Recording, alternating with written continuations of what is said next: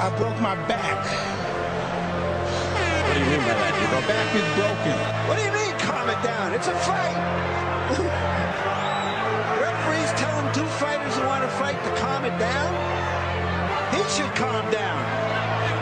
So he's like a clown in his show, man. He's not your guy. Because Tyson Fury's back, and all you motherfuckers are under attack. Look, Eddie Hearn can say all what he likes. Who gives a shit what Eddie Hearn says? It's garbage. Are you off your tits? Have you been smoking something? Can you let me retire and be happy? Please, just please. Bombs away from the Bronx Bomber! Wanda! Let's go, baby! Let's go! I'm through. They put somebody else up and give me an interview. What are you talking about? What are you talking about? You never give me a fair shake. HBO needs to fire you. You don't know shit about boxing. You ain't shit. You're not shit. I wish I was 50 years younger and I'd kick your ass. I got dropped, man. Are you kidding? No, you won the fight.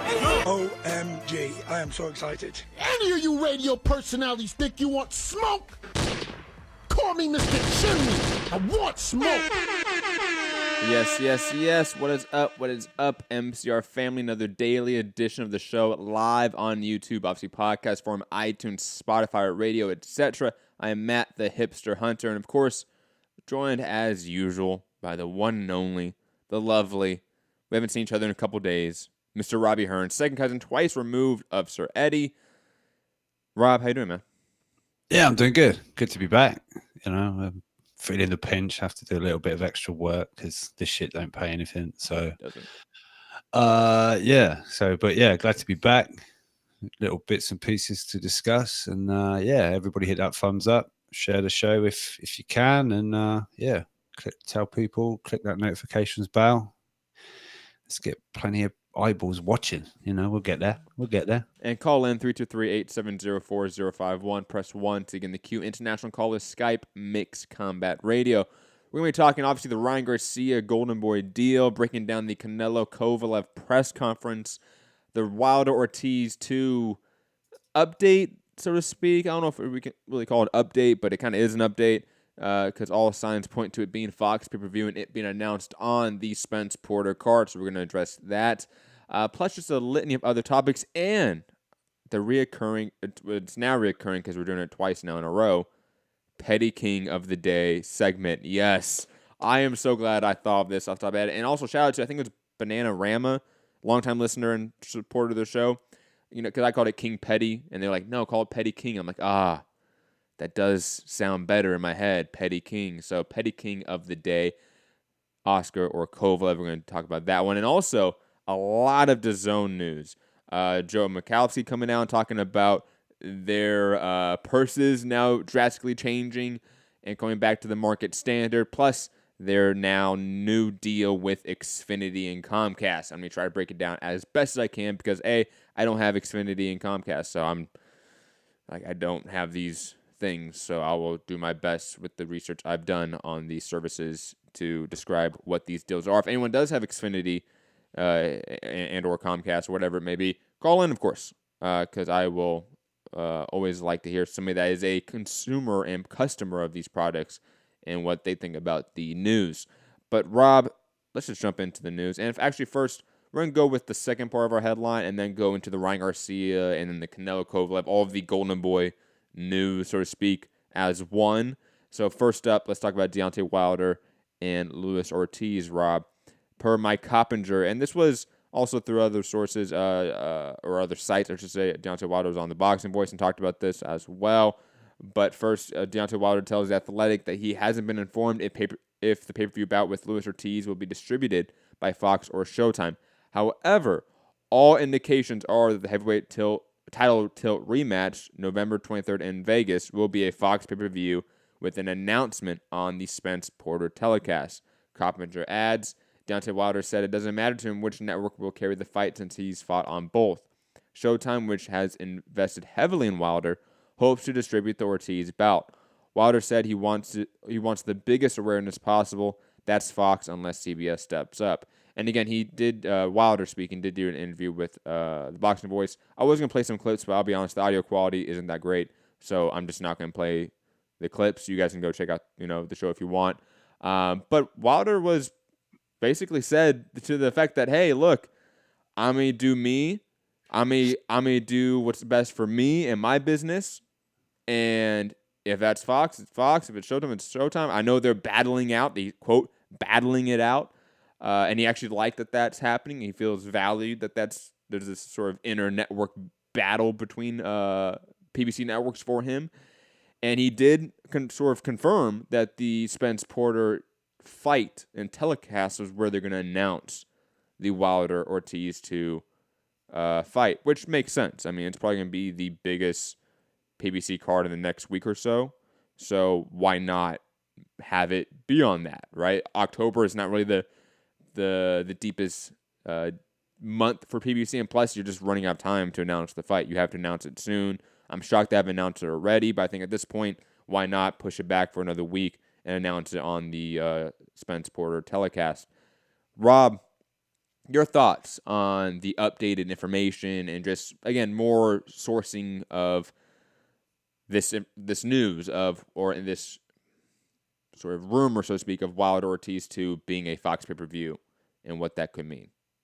Yeah, I mean, he kind of confirmed what Pugmire said in his Q&A, where he said there's rumblings of it being announced on Spence Porter, and I think, like he said, that's which is on Fox, which, like he said, is maybe not a good sign as far as Showtime are concerned, because if Fox are announcing the fight, you'd think they're announcing it to be on Fox. You'd think. I don't know. Maybe there is cross. I haven't seen it myself, obviously, because we don't get those telecasts. But do Fox push Showtime cards? Not really. Not in the same way, obviously. No. No. So maybe that does lend to the fact that it will be on Fox. And also Wilder also said, like, I'm not tied to anybody. I like to move, freely, and I don't know. It kind of lent to the fact that I'll put it this way: there was it sounded like a loyalty kind of thing, There was a lot of like subtext with what he was saying. Of, hey, I know Espinoza. This is again subtext of what I'm inferring that he's meaning here. Espinoza has been saying for a long time. Wilder's staying with the Showtime. He is loyal, but you're not me, Espinoza. Like, I can do what I want. And I'm tired of people telling me what to do. So if Fox is going to offer me the bag to go over there, it's a bigger network. Sorry, Steven. I'm a free spirit. I do what I want. I don't like to be tethered. All right. Yeah, so I don't know. And at the moment, there's a lot of people atting Steven Espinoza as to where's our boxing. Shout out to Gray Johnson.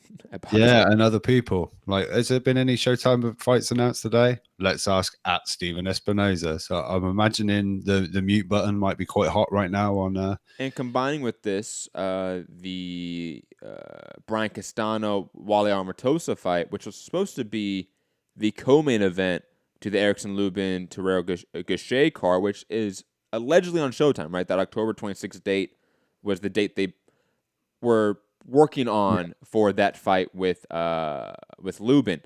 But they moved now the Castano Amatosa fight off that card to a FS1 card. So we still don't have a firm confirmation on Lubin Gachet. That card that was rumored to be happening is getting weakened. It's just, and on top of that, like the reporting we talked about, what was it, yesterday or the day before, of Lance Pugmire in the Q&A, talking about, and he had a direct quote from some source saying, if Wilder Ortiz goes to Fox, then PBC loses a network.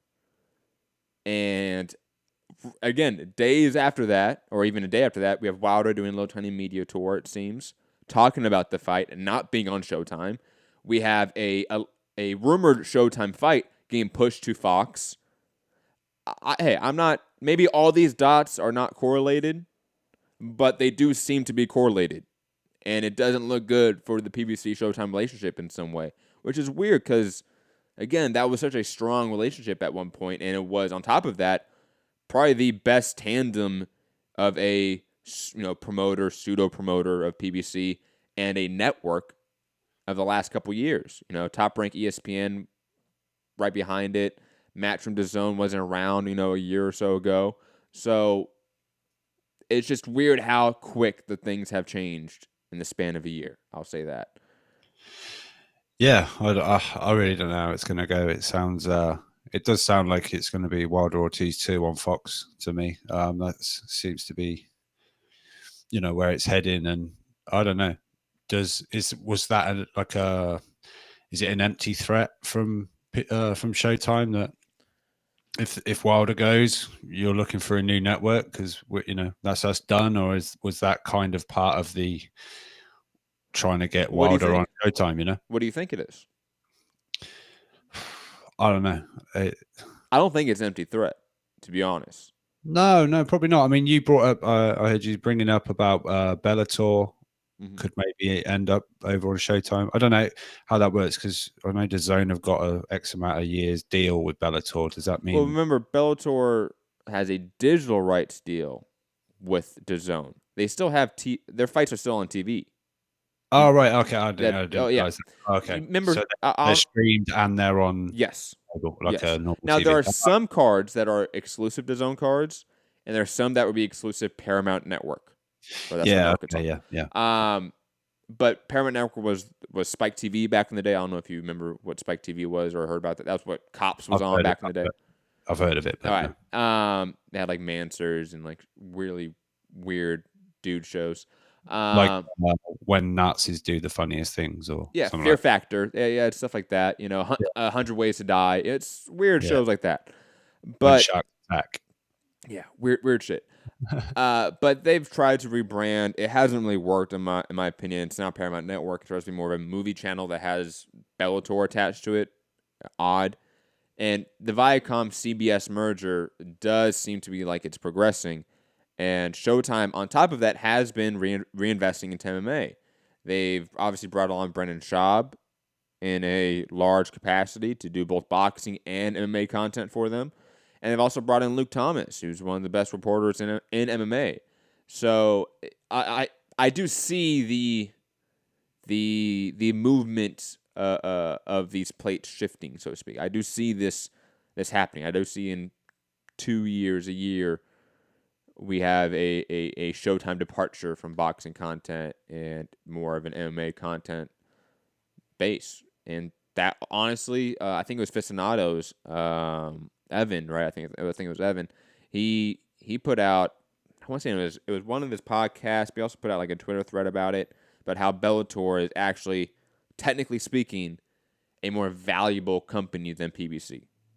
And he made the argument. I don't necessarily agree with it 100%, but I do see the argument. So, again, the Showtime Fox battle for Wilder Ortiz does seem, in my opinion, like it really will have a dramatic effect on the PBC Showtime relationship. I don't think this is just for show at all. No, okay. I guess more of a insight to it. I just wondered if they're trying to some kind of leverage, Possibly. whether the loss of our network to your company might be like we think that's a bad thing for you, but do PBC necessarily feel that? I don't know. But yeah, it's interesting. But I know Eddie Hearn seemed to have an opinion that this is taking a long time to get together because they're trying to, get the money together for this because it's going to be a huge payout considering Ortiz turned down $7 million from Matchroom for the Joshua fight. So does that mean he's got to get $7 million plus to fight Wilder? And Wilder's going to be on the big money since he sat down in a DAZN meeting and was told some numbers that he could make there and he could go back to PBC with those kind of figures. And now he's demanding these big money, this card's pricey. So, and obviously we got, we got here of undercard fighters on there. So there's a lot of money to find for this. And, this has got to do, quite well on pay-per-view because I don't know how much Fox take from. I know in the past it's believed 50% goes to the network, but I think it's a fight-by-fight deal in boxing, actually. Yeah, but I believe Fox is a little less than 50%. I see it. Me and Potential Lunatic were talking about it and seem to remember. I mean, sorry, I don't mean to cut off, but like Evan, who used to work for HBO, he said it like, no, it's like that. It's average 50-50 right? But Yeah. the bigger the name you are, the more leverage you have. Like, for example, Mayweather, he would get far closer to 70, 80% of the pay-per-view revenue, and then the 20% would go to the cable distributors, so to speak, right? But for the lesser names, yes, you're going to get more in the 50-50 range. For Wilder, I would say it's probably closer to like maybe 60-40, maybe. 55, whatever. Yeah, somewhere around there. But still, so yeah, a healthy number. still got to do. I mean, I think sort of did some kind of math. If it did 300,000, that's 22 million or 22.5 million. And then if you half that, that's like 11 of the money's like made. But you know, there's still a lot of money and guarantees and stuff like that to find. So I don't know. I'm sure. Obviously, we're getting the announcement, and it sounds like it's going to be on Spence Porter. So, yeah, it'd be interesting on numbers on this one. I think what's, you know, because I just feel like I know he had the crazy knockout with Brazil, but I feel like the whole Wilder Tyson Fury things lost a lot of steam because of being such a delay going into it. I feel like especially with Fury fighting these, you know, Warlins and Schwartz, he hasn't capitalized on being the guy that got up, you know, off the ground. And no, I agree.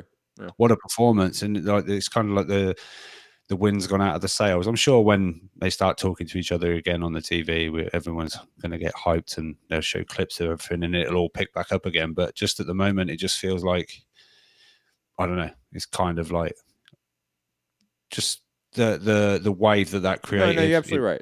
It's come back down again rather than keep ramping up. Well, like you said, we've had a delay in Wilder Ortiz confirmation. We've had a delay, we've a delay in Wilder Fury, in a sense. Obviously, the rematch. That should have happened a long time ago. If being completely honest, that should have happened before Brazil. But even with that, the Otto Whalen fight was I think a drastic sort of shot into the branding of Tyson Fury, and I think it's going to be a sort of a dip in that fight in terms of public outcry for it until it gets made and we see them in a press conference. And then ESPN's going to push the button. Disney's going to push the button. Fox is going to push the button. All these big networks are going to push the button, and it's going to go. And it won't matter anymore, to be quite honest. When you have these two networks working in tandem to create a fight, yeah, it's going to be pretty big. But yeah, it's just impossible for it not to be big. Very quickly, while we're on Fury Wilder, and that Deontay also confirmed that for Wilder Fury 2, there is a rematch clause, but Wilder says he won't trigger that. Fury won't trigger that anyway. Once the part 2's finished, he won't want to trigger that.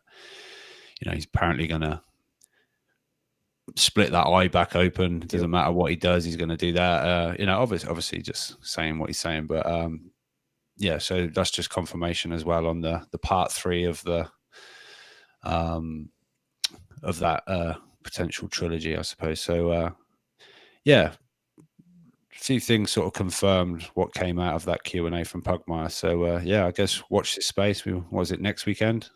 Yes, we'll find out. So yeah, we'll obviously report on it as and when we hear it. I'm sure Coppinger will jump in first. And I should know by tomorrow, I think September 20th is when I'm supposed to find out if we are credentialed for the fight. So. Oh, okay. Yeah. Sources say. Source right here. MCR sources. Let's move on. Speaking of sources, go check out my Ryan Garcia interview, because while I definitely have my opinions about the press conference and its setup, it was a good interview with Ryan Garcia. So go check it out. And speaking of Ryan Garcia, obviously the new lucrative multi-year deal. It's a 5-year deal. Again, go check out the interview with Ryan Garcia. He discussed a little more of the details with me. Ignore Radio Raheem in the background being noisy as hell. God, so noisy, man. So noisy, so loud.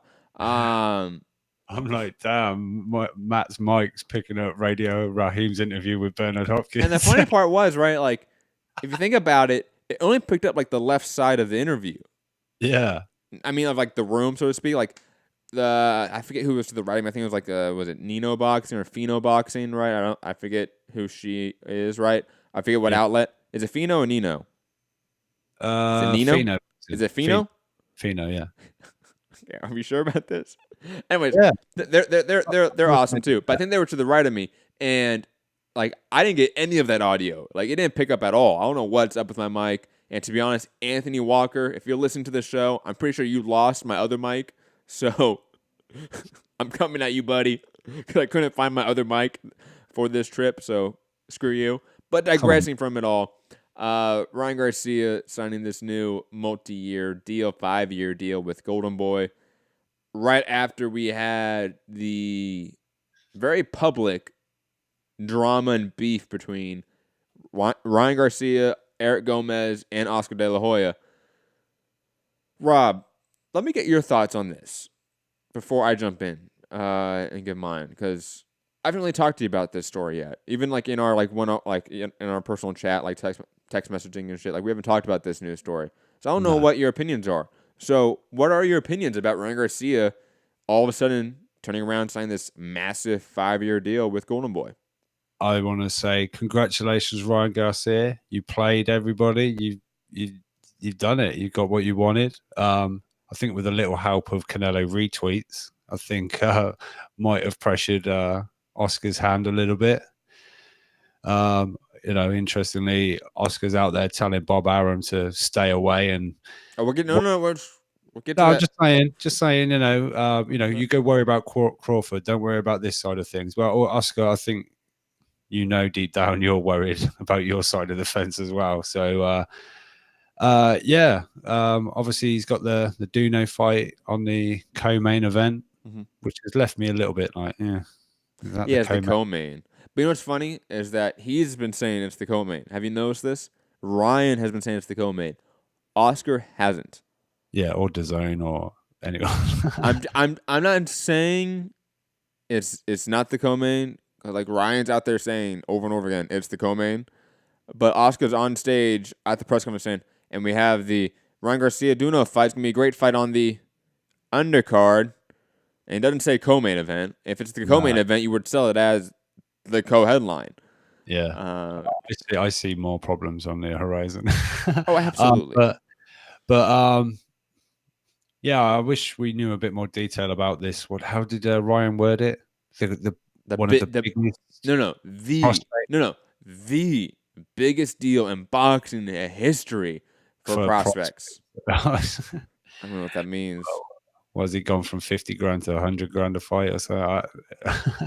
I don't know, but he's out there telling everyone. Dan Rayfield on a report, he quote tweeted that and said the biggest, and he corrected that. Make sure you put that down, please. Let the world know.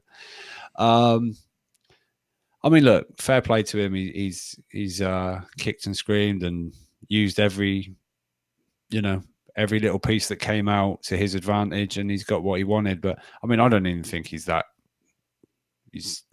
good, to be honest. But good luck to him. Well played. But from what I've read, everything wasn't as cordial as they were trying to make out. Some of the writers and stuff, or people there, they seem to sense there was still a little bit of atmosphere. Okay, so I was there, right? So, you go. Yeah. It's weird. It's a weird tension that's still there. First off, I think largely speaking, the tension's not with Oscar. I'll be honest. I think Oscar says stupid shit, and we're gonna get to Canelo's comment about that later on in the show. But in my mind, Oscar's just a guy that's just like a bumbling idiot at this point, right? So like none of the fighters that I think really take it personal. Eric Gomez, though, he is the one that first really started this. Hashtag make a war. Yeah, I mean, he started this war between Ryan Garcia and Golden Boy in a way, and I never really saw them interact. Ryan Garcia and Eric Gomez. I saw them stay clear of each other. I saw them not talk to each other, while Oscar was constantly going to Ryan, giving him hugs, and Bernard Hopkins especially. And there was a moment, actually, it was the first time they saw each other at the press event, at the press conference, and Ryan Garcia was doing an interview. Bernard Hopkins sort of stopped an interview, went up to Ryan Garcia, stopped his interview, and said, "Hey, I just want to give you a hug." Like, started talking to him, like, took him aside. And Ryan came back and was like, it's Bernard Hopkins. Like, without him, I wouldn't be here. He said something to that effect. I don't want to exact quote him because I didn't have it on a video. I wasn't videotaping it. Somebody else was. I didn't want to, obviously. But it was something to the effect of, without him, like, I wouldn't be here. And is Bernard his dad? No. Like, I think from a negotiation standpoint. Yeah. Maybe he was, And on top of that, we know from, I think it was Mike Coppinger that put out, right, that the lawyer, I'm going to get the name wrong, Guadalupe Valencia, I believe is the name. Nice. Right? I think that's the name. And they, the lawyer of Ryan Garcia told, I think it was Mike Coppinger, it might have been Lance Pugmire, it might have been Keith Hedek, it might have been one of the other news guys, that it was a 16-hour ordeal to get this contract made. Like, they had a 12-hour meeting and negotiation process. They took a break and then came back and did another 4 hours. Right? I want to say that's what Guadalupe. Yeah. It was like a 10-hour meeting and then another 4. It was something insane like that. And I'm also curious, Rob, if you notice the correlation of the timing of his contract. Not in terms of when it was made, how the duration of his contract, how long it is. 5 years. How long is Canelo's contract with the Golden Boy? A 10 fight deal, which is probably 5 years. I am, man, come on, guys. 5 years time, they're gone. Both of them are gone. Canelo's going to be 34 years old at that time. That is still so fucking young. Think about it. Canelo at 34 is still having 6+ years of his career ahead of him at least. Remember, that's his DAZN deal. That's not his Golden Boy deal. No. Oscar came out and said he has a 10-fight deal. With Golden Boy or yes. DAZN? No, Golden Boy. Yeah, but I'm past believing anything. Look, I'm using his words, okay? Because we have to. Yeah. I'm just using it, okay? Okay. But if Canelo is still with Golden Boy at the end of that contract, I'll be very surprised. Yes, but I think the contract may not be at the same time. They may not overlap entirely. Yeah. You know what I mean? But digressing, I just Canelo can buy Ryan out anyway, don't worry. Absolutely. But Ryan Garcia, I think, did what he should have done. He used what leverage he had to get a better deal for himself and to get a big fight. And on top of that, I think he wanted to make a statement with picking out Duno, and credit to him. Like, I know I have crapped on Ryan Garcia a lot on this show. Like, I don't think he's that extremely skilled. I think he's talented. I don't think he's that skilled yet. And what, Rob? That's a fair assessment of him, right? I just saw Egginton stoppage. Sorry. Oh, did he win? Yeah, he did. Yeah. Okay. Wasn't that one of Gary's Italian guys that he was fighting? Was that Rigatoni? Fior Gigolo. Oh, anyway. I don't know. Who cares? But Ryan Garcia, credit like a Texan, to be honest. He got credit to Ryan Garcia for using his leverage to get a better deal. I think all fighters should sort of look to what Ryan Garcia did. And for those that are criticizing him for doing this, what corporate brute liquor are you? Like, honestly, what a stooge that you are if you think Ryan Garcia was like a child for doing this in some way. He felt like he was being mistreated. He worked out a deal, and he got the deal that he felt like he was owed. I'm sorry. I feel like that's exactly what is supposed to happen in boxing. Am I wrong here? But moving on to the press conference overall, Rob, unless you have any further points about Ryan Garcia's deal. No, I think it was Robert Garcia said, he's played everybody. Now he's going to go and knock out Duno and laugh in everybody's face. So yeah. No, shout out to him. Fair play to him. I don't think he's all that, to be honest, but I guess 3 million Instagram followers or whatever it is do. Mm-hmm. Golden Boy sees something in him. Canelo sees something in him. So what do I know? But I think they need to pump the brakes on how fast they push him, to be honest. I think he needs a lot more building than I think that he thinks himself. Oh, I agree entirely. He's like Daniel LaRusso on fucking speed at the moment. He wants to take on Cobra Kai. He was hyped. Yeah. I'm not saying he was on anything because like I'm not that kind of guy, but like he was hyped at the press conference. Like he was jittery. You can tell like either A, he's uncomfortable still in a way with these situations. You know what I mean? Like that kind of like almost kid nervousness with I think so. I think in interviews I've noticed there's a little bit of, I don't know, sort of nervous energy, I think. Yeah, I don't know if it's nerves or excitement. And I'm not speculating anything like what we do with like Kel Sutherland and stuff. Like that's not what I'm doing here. I'm trying to make that very clear. I noticed you named a different promoter. Just in case. You could have stayed right on topic. Yeah, it was so funny. Okay, guys, just sort of break away from the topics for a second. So it was what? I didn't get confirmation that I was accepted for this press conference, till like 3 hours beforehand? Yeah, something like that. You were like, still nothing back. This was the day of the press conference, still no news. And I'm like, well, fuck them then. Let's go full ham on them in every show. Well, the funny part... Like, I've got the reply, I'm going. I'm like, oh, cool. But it was funny because I then went and like searched like in our individual channel. I typed in like Canelo Alvarez, Oscar De La Hoya, Golden Boy, like individually, and just to see what like our top videos were. They were not positive at all of Golden Boy. So I was thinking to myself, this is why. But digress from that, we were there, or I was there. Obviously, Rob's in the UK.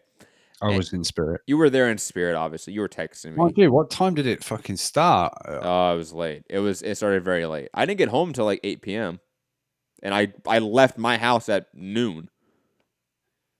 Holy shit. I'm like, usually we see these things, like even if it's late here, but fuck, what time? I don't even know what time. I didn't even see any of it until the morning. I didn't even know anything that had happened. But first up, before I get to my gripes about media accommodations, because you know me, guys. Anytime I go to a press event, I'm gonna gripe about this shit. That's a fucking princess. I absolutely okay. Because I've been to the best model of doing press events. And then I go to a big-time boxing event, Canelo-Kovalev, and they still fuck it up every goddamn time. But digress from that. Rob, were you hyped about the press conference? Not about it, I should say. Were you hyped watching it? Did it make you more interested in the fight? Seeing any of the interviews on the red carpet? Anything get you going? Well, apart from, your interview with Ryan, Kathy Duva, and...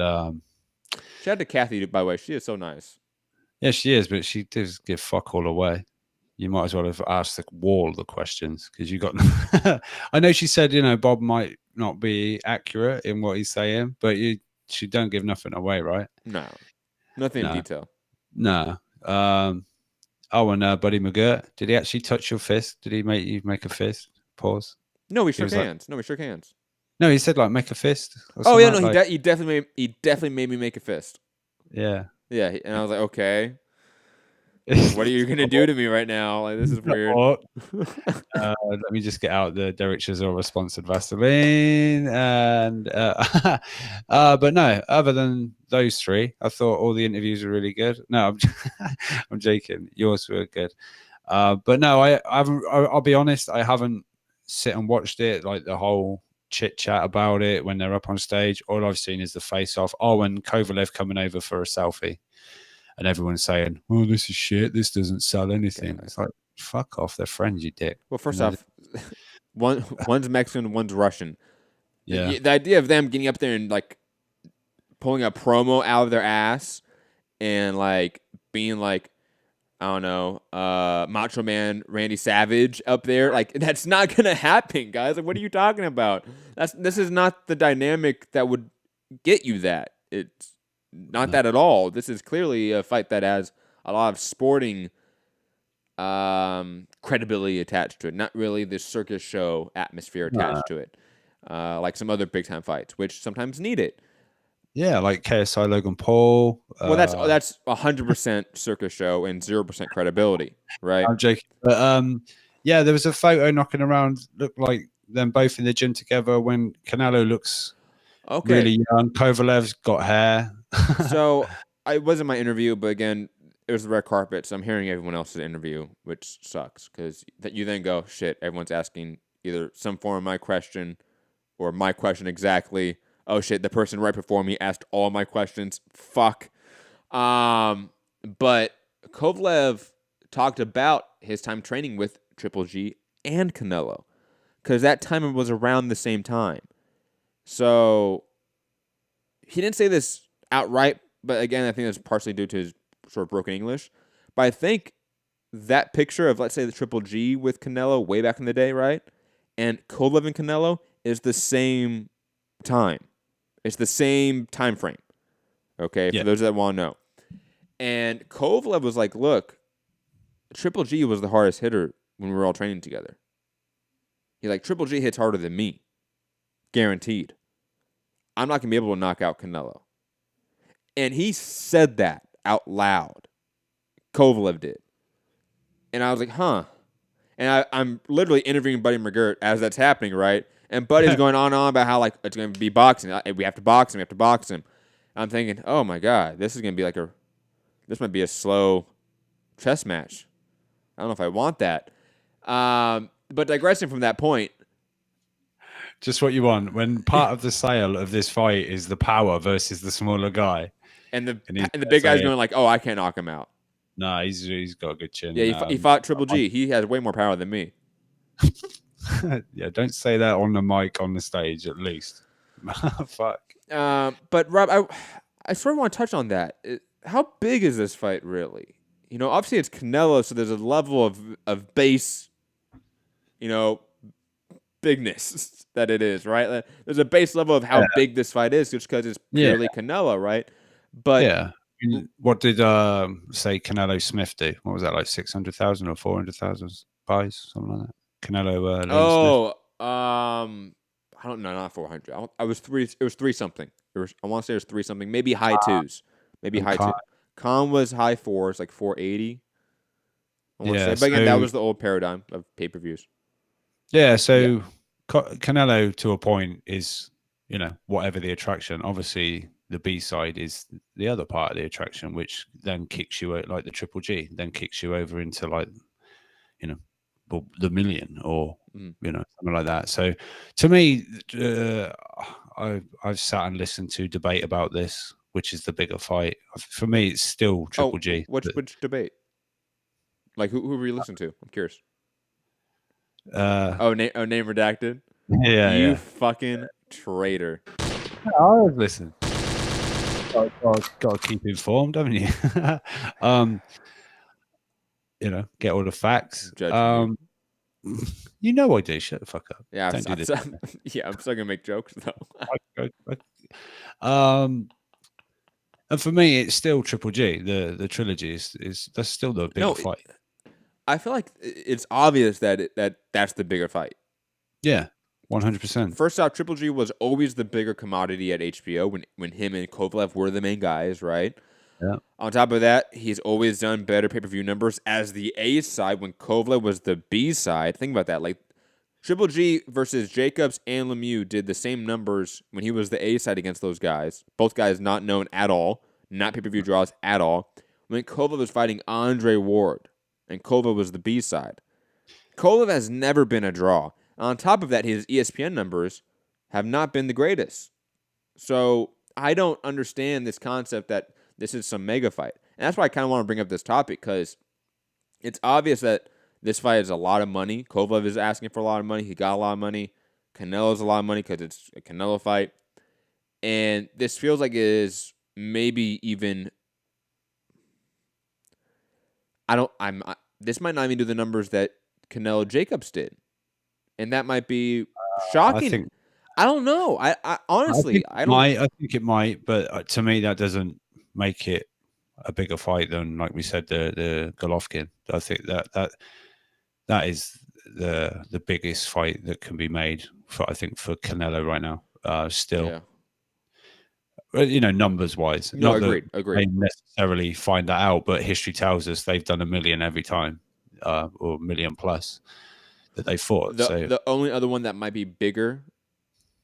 It's not a better fight, but just a bigger fight, and it's been one that's been talked about, was the Canelo-Spence fight. That could be, at this point in time, with the way Spence has been tracking, that in 2 or 3 years' time could be a really big fight. for sure. Yeah, for sure. You know, he's done his own sort of big numbers. And especially when we compare it to like Kovalev's pay-per-view numbers, Triple G's, Spence blows them out the water. Yeah, for sure. So, I don't think there's any question what the bigger fight is, but I think obviously the pitch for this fight is Canelo going up 2 weight divisions to face, what was considered a very formidable 175 pounder that can really crack. But now we know he doesn't even crack as hard as a fucking middleweight. Then that's some of that gone, but it's still, you see the face off, you see the size difference, you see things like that. There's a story to be told there, but for me, there's already a story in place. We've had part 1, part 2, and there's plenty of people that think Canelo's been lucky to get one of the wins or even both. The draw and the win. Some think the Canelo win was okay or it was close still. So I think there's still unfinished business there, but as we've heard even more so, that doesn't necessarily look like we're going to get that. And speaking of the Triple G fight, let's talk about it. Great segue there, Rob. You were reading my mind. That one right up to you. Yeah, my commenter reporting, and this was in the media scrum as well, I think, post the press conference. Canelo says he considers his business with Triple G settled, and he's not motivated to fight him a third time. A reporter told Canelo that Oscar De La Hoya said he would fight Triple G a third time. Canelo said Oscar says, quote, many things that don't make sense. Did Ryan Garcia retweet it? Possibly, I don't know. That would be funny. Oh man, yeah. Are we ever gonna get this Triple G fight? Because it definitely seems like Canelo. This whole thing's been a fuck up. DAZN were told it was going to happen. Oscar said it was going to happen. Canelo didn't know that this was part of what was discussed as far as him signing on the dotted line, apparently. And now it's Canelo's coming and saying, I'm not fighting him again. Fuck that. We're done. I've done what I beat him. That's it. We're done. Triple G stayed out there calling him a cheat. Canelo don't like it. For me, go and beat up the guy that's telling everybody you're a cheat. But in his mind, he already did. Yeah, in his mind, yeah, he's done that. But I don't know. But I can imagine DAZN are not happy. I think Oscar's well and truly fucked, like rock in a hard place. He's obviously got DAZN on his back saying, you said that was fine. We were going to get the Triple G trilogy.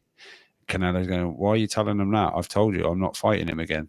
And Oscar's piling on the timber, getting stressed out, and although apparently he's drinking responsibly or whatever he said. And that was so good.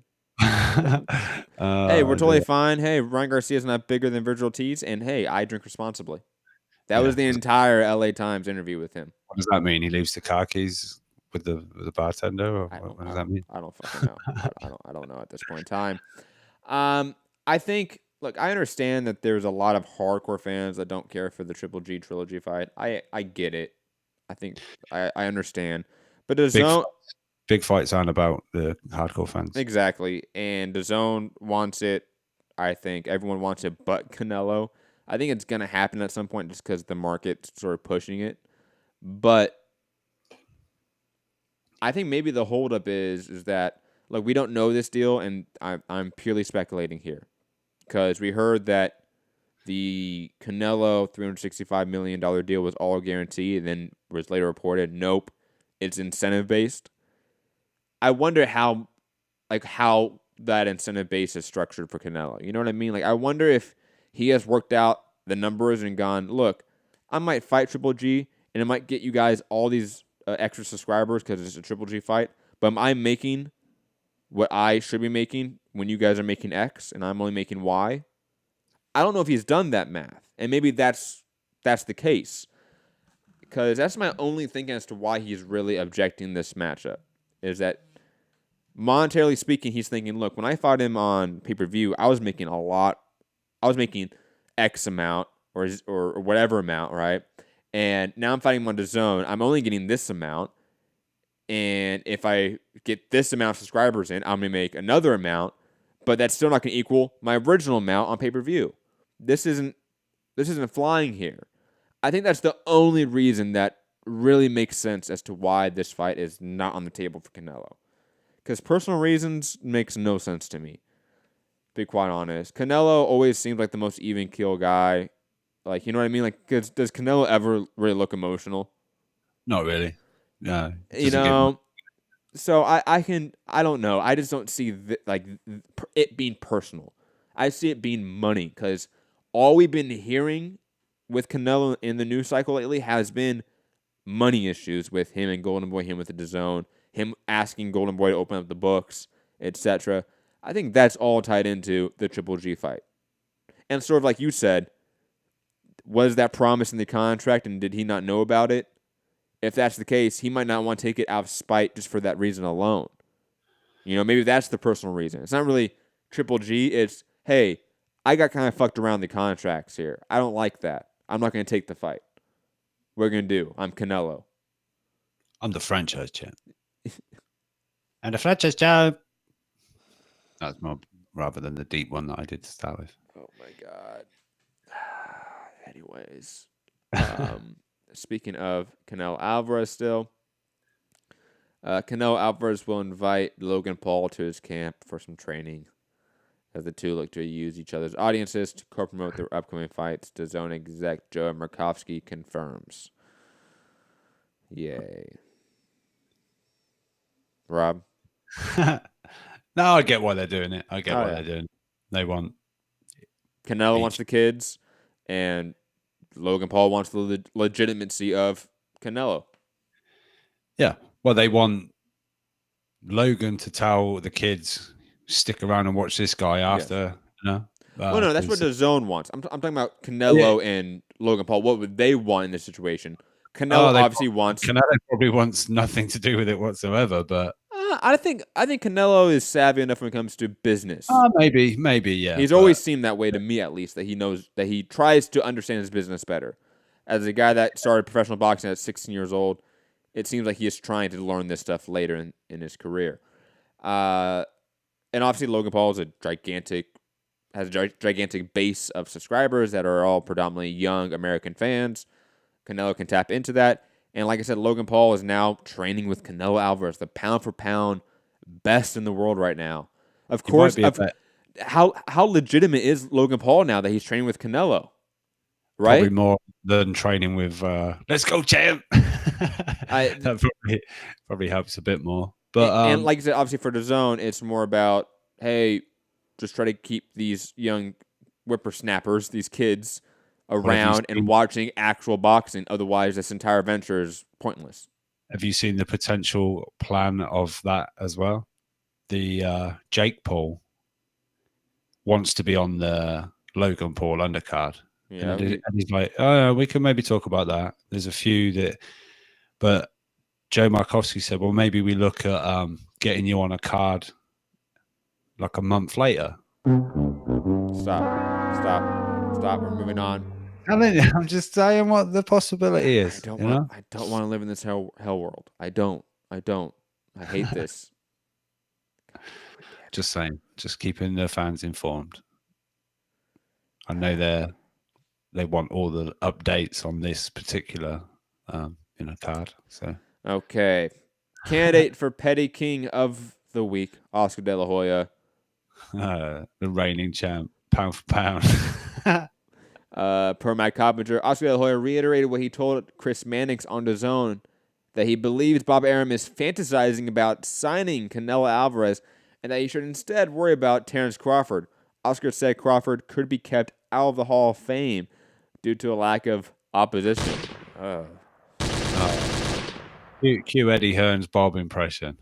I'm going to sue him. You're the only person that says that. Yeah, this is great. This is good. Now, on its merits, first off, Terrence Crawford is probably going to be a Hall of Famer. He was undisputed champion. Like, we don't have many of those in boxing history. Two-weight world champion. No, what was he? Three. 130? No. Three. Three-weight world champion, undisputed in one of them. Yeah, people out there, I've been seeing it all day on Twitter. yeah, he's got to beat Spence first to become a Hall of Famer. I'm like, Spencer's got to win another bout yet, or maybe move up. Come on. I'm not sticking my hand in that horse nest. But I do agree. I agree. I agree. Energy, Matt. Come on. I agree. No, I agree entirely. There it is, everyone. I agree entirely. Timestamp. Where is it? Look. I've always made this argument. Crawford, career-wise, has the better career. However, Spence at 147 has the better welterweight resume, and those are very different arguments that a lot of fans try to conflate and make one argument, and they're different arguments. To be honest, yeah. Don't get me wrong. Oscar's right. You know, Crawford needs some legitimate opponents now. Yes, let's also look.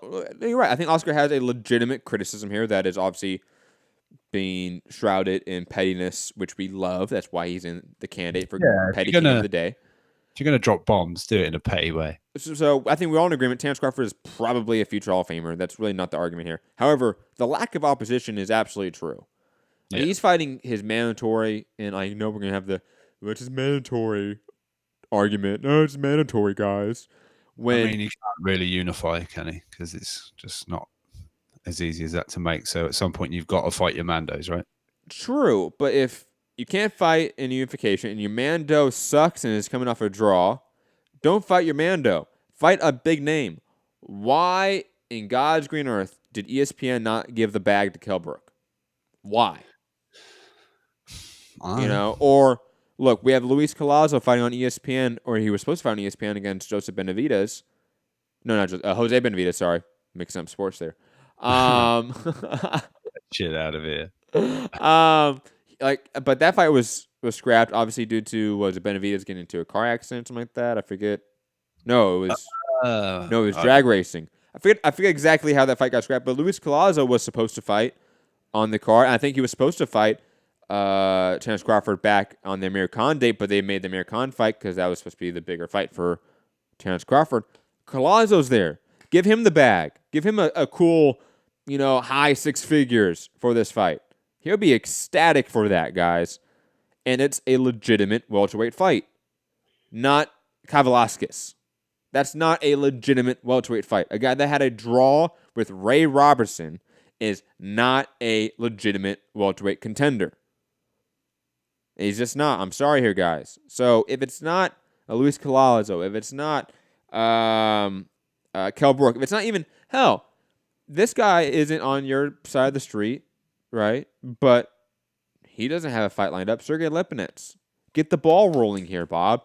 You've had a track record, actually, Bob and Crawford, fighting the B-level, air quotes, B-level PBC names, right?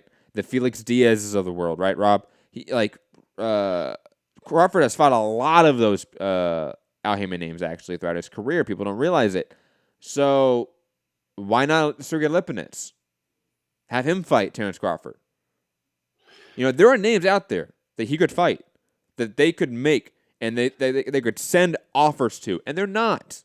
They're content fighting this weak-ass opposition, and that is directly in line with a lot of their matchmaking, a la Tyson Fury, a la Oscar Valdez, for God fucking sake, okay?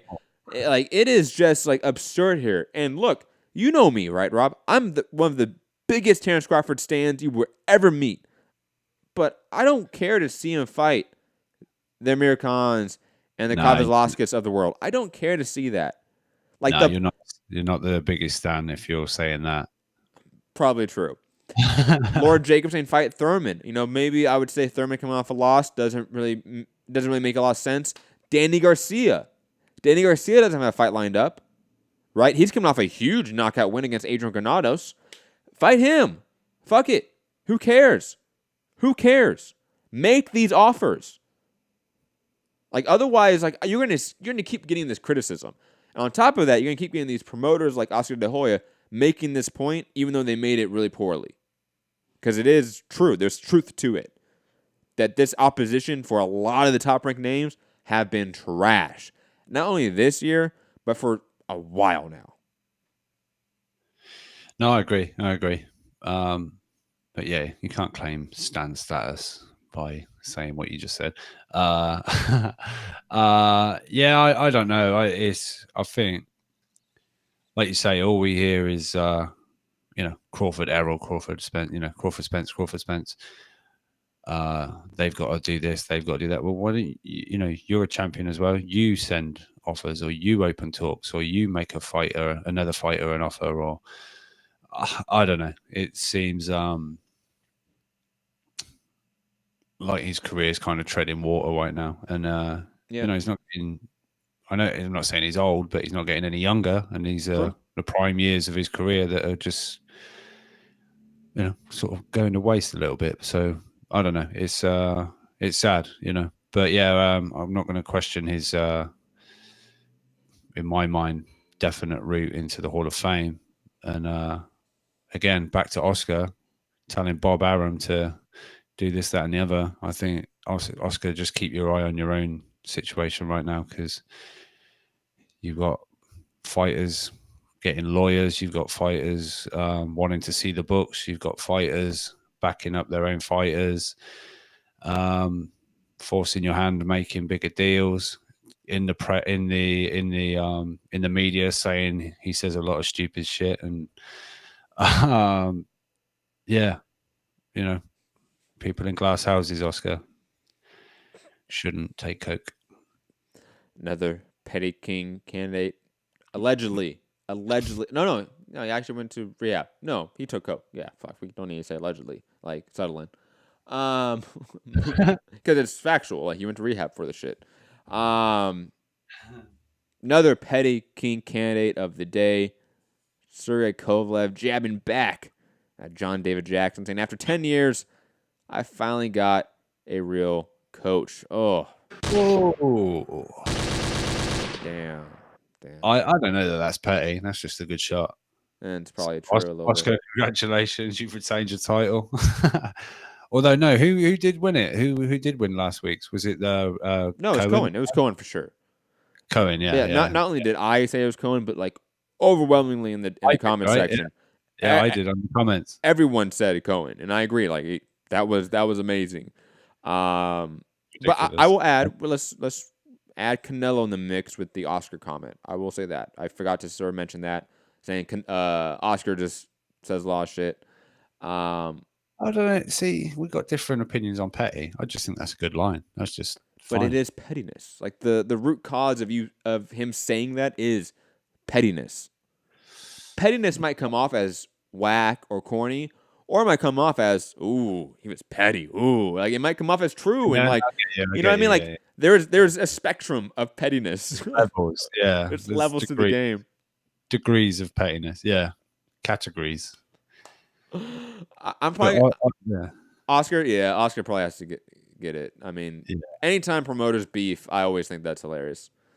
You talk about my fighters, I'm gonna sue you. Oh, that Eddie impression, Jesus. Let's talk about some DAZN news. Per Mike Coppinger, Joe Makovsky of DAZN tells The Athletic, the days of inflated purses are over at DAZN, and that they had to pay a market entry premium. Rob, thoughts? Yes. I will when the sad music. I don't know why there's sad music. I think this was. I mean, Eddie's been out there saying it just recently. For a little while now, talking about who they're going to look at, who they're going to keep, who they got on to start with. People start saying, "Oh, is it Tevin Farmer? Maybe not going to re-up." Jesse Vargas obviously was getting some big money to start with. He's still there, but is he someone that's really bringing in? The views and the subs and things like that. So it's like DAZN are now trying to get, they went crazy, and I think they had to start, they had to come in and make a splash. I don't think picking up the odd fighter here and there was going to really do much. So I think they had to come in, swing in as, kind of thing, and throwing that money out there and attracting what they could at the time. But yeah, no, it seems a little strange to put it out there, but I still think if they're still going to be talking to people, if it's still a big name, there'll be the money will still be there for like a big name. But I think like the days of Jesse Vargas really claim. Although Eddie did mention, like, you know, the guys that came from the start, you know, they like almost like loyalty. They took that what was seemingly like a risk, so they're sort of rewarded for it. But I don't know. I think there's going to be a bit of a, I don't know, trying to get things into line now and really starting to. They've got what they've got.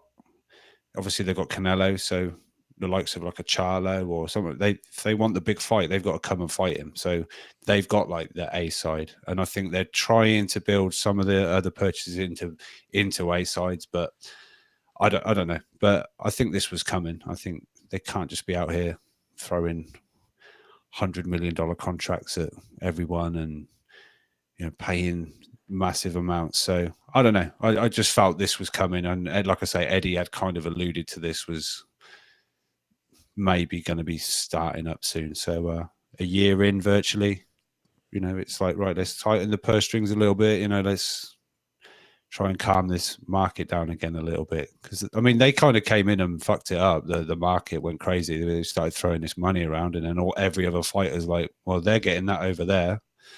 Mm-hmm. You know, you give me that here, or I can go over there and get it. So it did cause a bit of a stir, I guess, in the boxing market, you know, and I think it needs to just chill a little bit. Well, here's my thoughts on this. First off, this economic bubble we've had with inflated purses was a narrative for a while now. It was a narrative back when PBC started, though I don't think it truly took off in the way until DAZN entered the space. And like Rob said accurately, they threw out an exorbitant amount of cash all over the place at whoever was taking it because they're trying to break into the scene. And I think, Rob, you made a really good, accurate timeline of it's a year now, and they have to sort of tighten the purse strings. They've stated numerous times. You're absolutely accurate on all of that. I will also add that, how do I phrase this? I think this bubble, this financial bubble we are seeing at this point, and it's about to burst, in my opinion. I think it's going to be interesting to see how fighters react to that. Because, first off, you had a year now of purses being inflated to an insane amount. Like, let's just be honest about it. Like, if you go back and, let's say, look at Mayweather purses, right, for his run of like 2005, 6 to 2014, right, his pay-per-view run. Look at what the B-sides were making in those mega fights.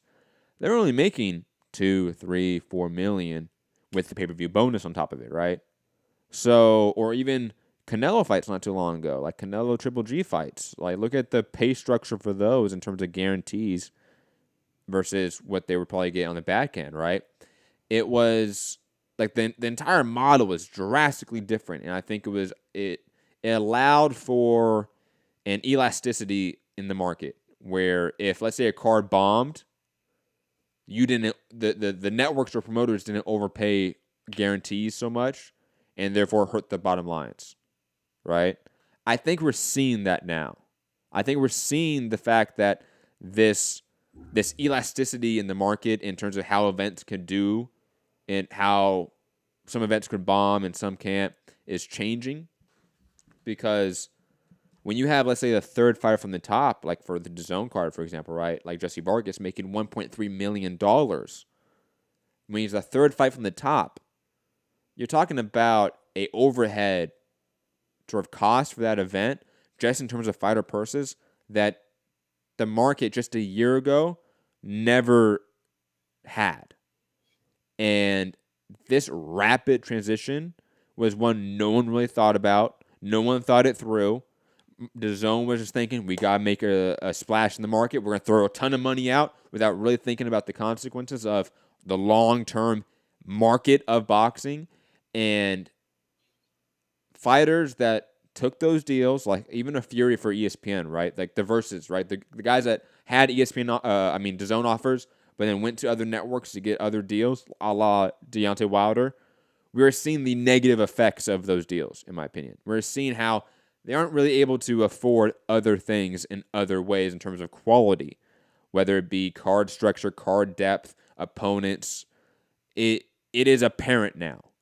And I don't know how you really address this other than the market bursting in a way and Showtime boxing no longer existing.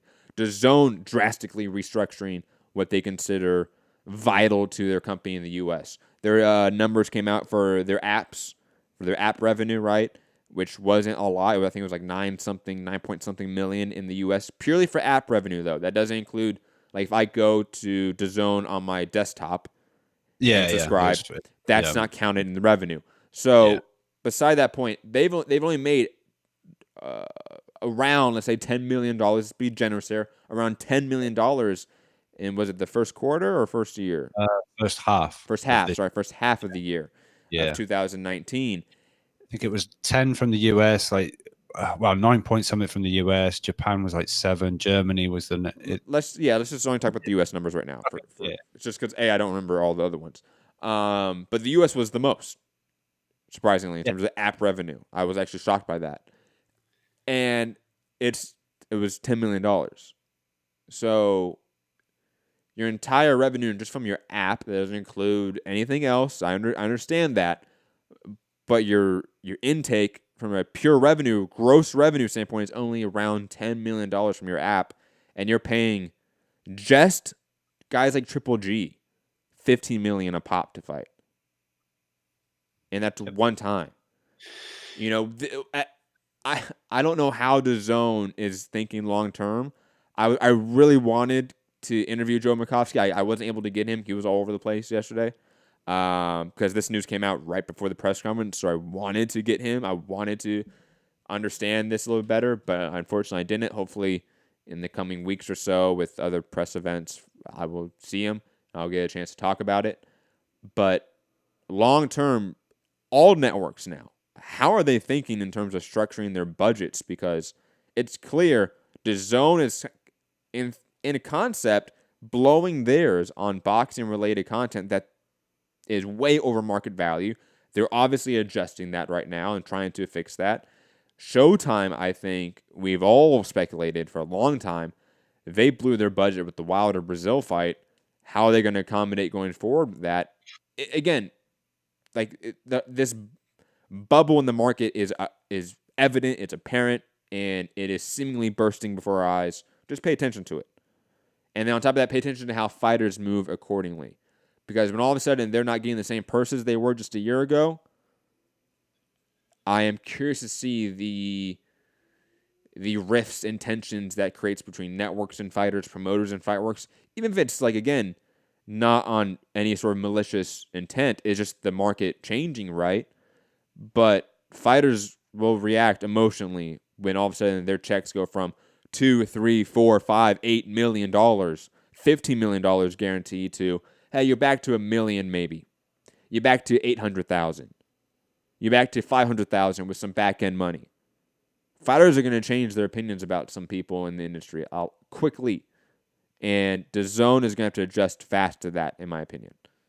Not just adjusting pure fighter purses, because that's like putting a Band-Aid on a dam breaking. That's not, I don't think that's going to really change the dominoes falling at this point.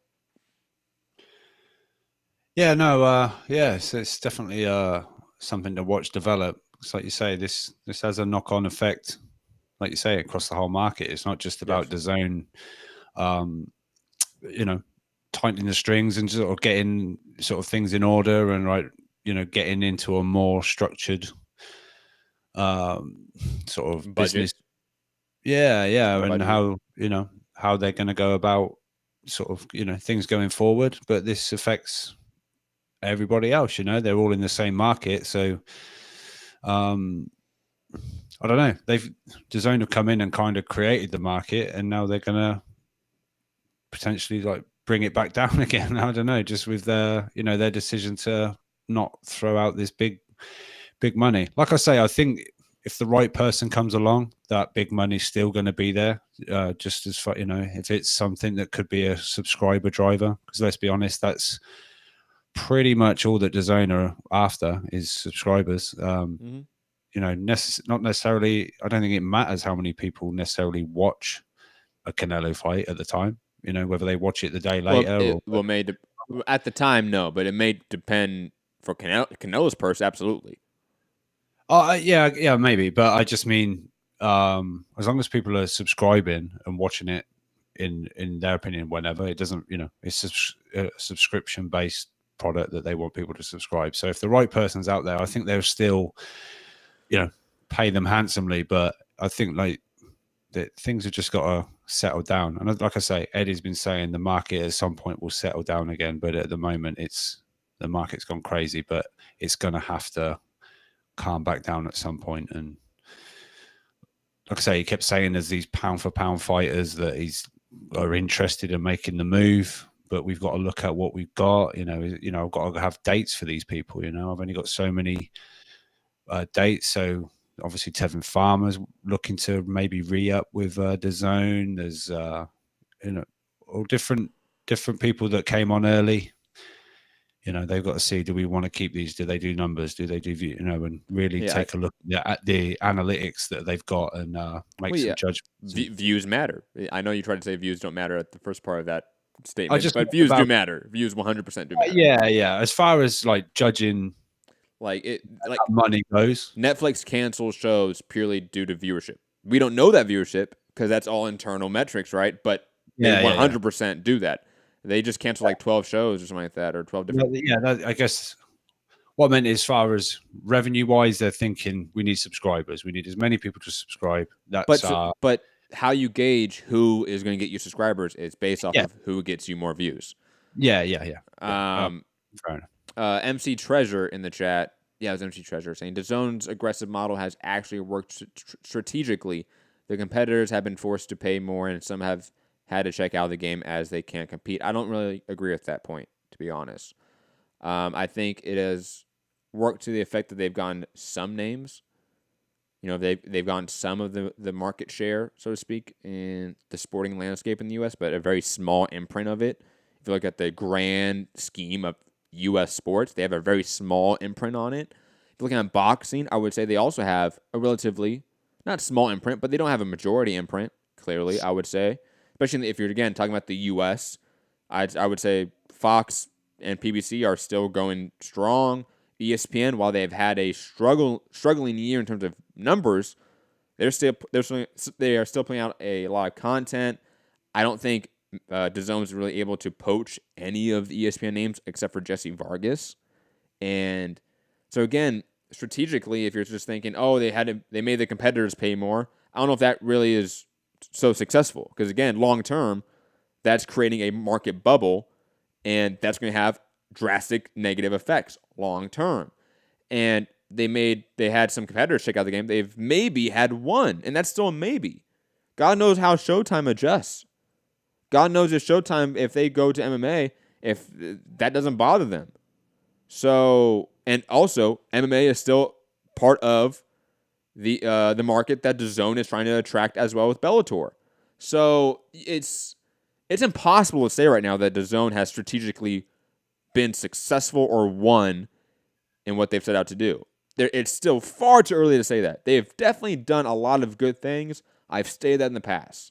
The amount of international boxing we see now on U.S. on official streams or telecasts is amazing. That's in large part due to things like DAZN. Fighters getting paid more is always a plus, even if it is just a short-term thing. Okay? I will give them at least that small credit, even though I do think it has long-term negative effects on the market.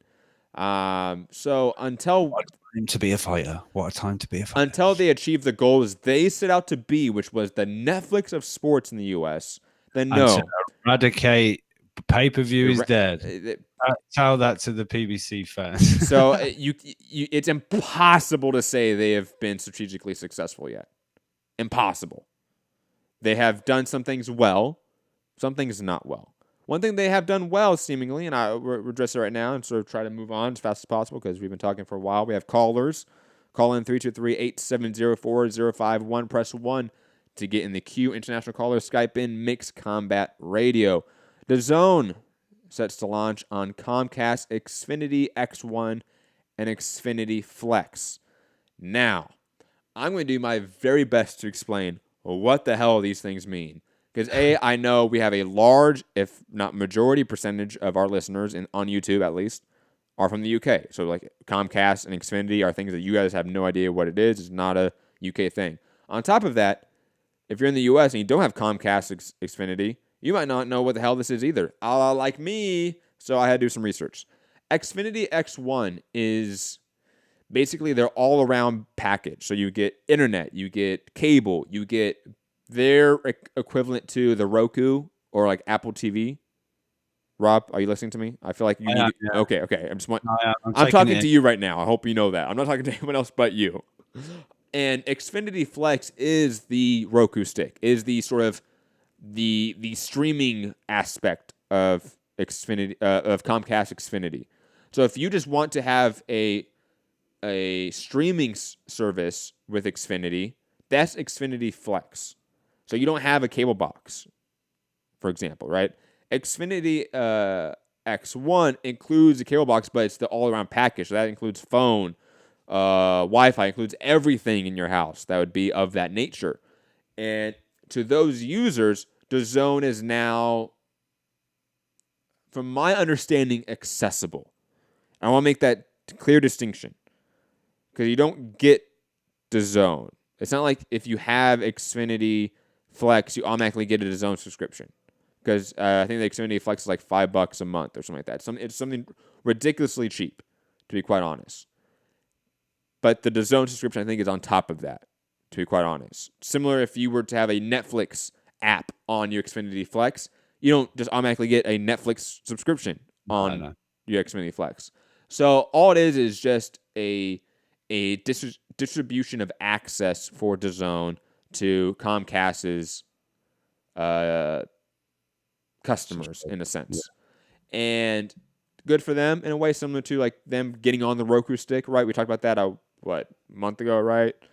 That they're now on Roku. They even have a Roku they have a button on the Roku stick on the new one. Oh, Amazon Fire Stick, yeah. Was it Amazon Fire Stick or Roku? Yeah, I think it was Amazon Fire Stick. I want to say it was Roku. But digressing, they're all the same thing in my opinion. Good for them. At least they're being shown in more eyes. But again, if they're not making money and if they're paying a lot more money to these fighters and these sporting events that aren't making them the money back, it's a rough market right now for them. And just curious to see where that goes. Rob, have I done an adequate job explaining what these things are? Yeah, kind of. Like I say, I saw a few people say so. Basically, it's on cable now, but I didn't quite. No. But I was just looking now. It's a cable company, but they're not on cable, so you're not going to have a DAZN channel, for example. No. You're not going to go on your guide and go to Disney Channel, History Channel, DAZN Channel, ESPN. Like that's not how it's going to work out. Yeah. So from my understanding of reading the press release, I think it was Michael Wood's article about it.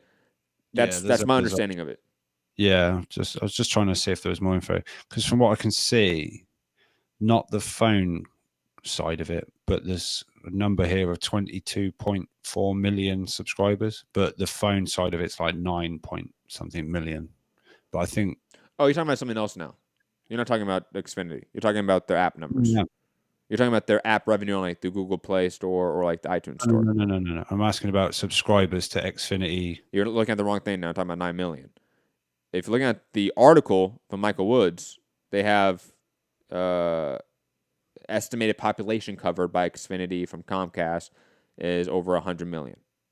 All right. Okay. So in that respect, if it's visible to those people, you're going to potentially catch a percentage of those people. But like you say, it doesn't come with a DAZN subscription. You can't just press DAZN and you're watching live boxing. You have to still subscribe. But obviously, it's just showing DAZN to a whole big group of people now, potentially. So it's a good move.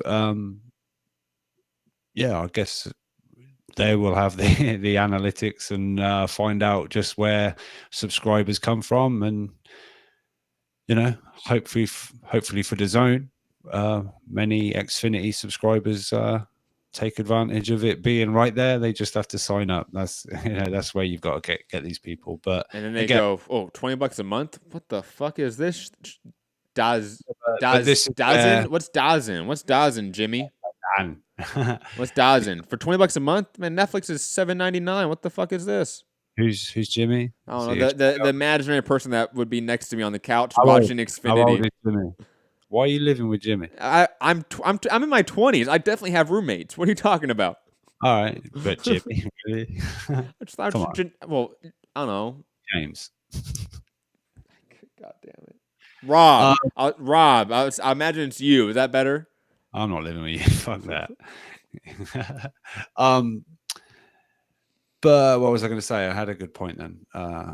But yeah, as far as like, the Canelo fights and this and that,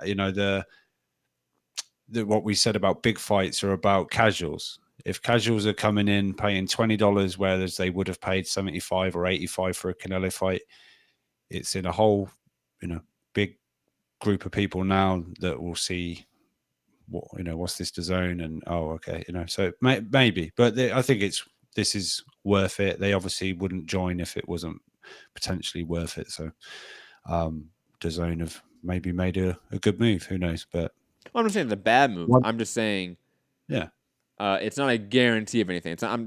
A lot of people, like you were saying, oh, DAZN's on cable now. I'm like, no, it's not what it means.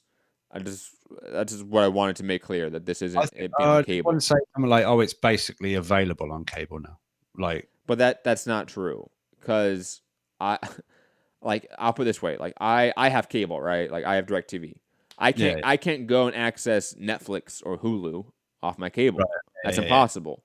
Yeah. I would have to go on like Apple TV. I would have to go on something else that's a streaming device, like the Xfinity Flex, right?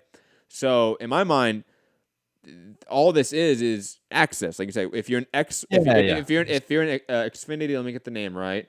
Xfinity X1, you automatically get the Xfinity Flex. So through that, you get the access to DAZN on their Roku or Amazon Fire Stick.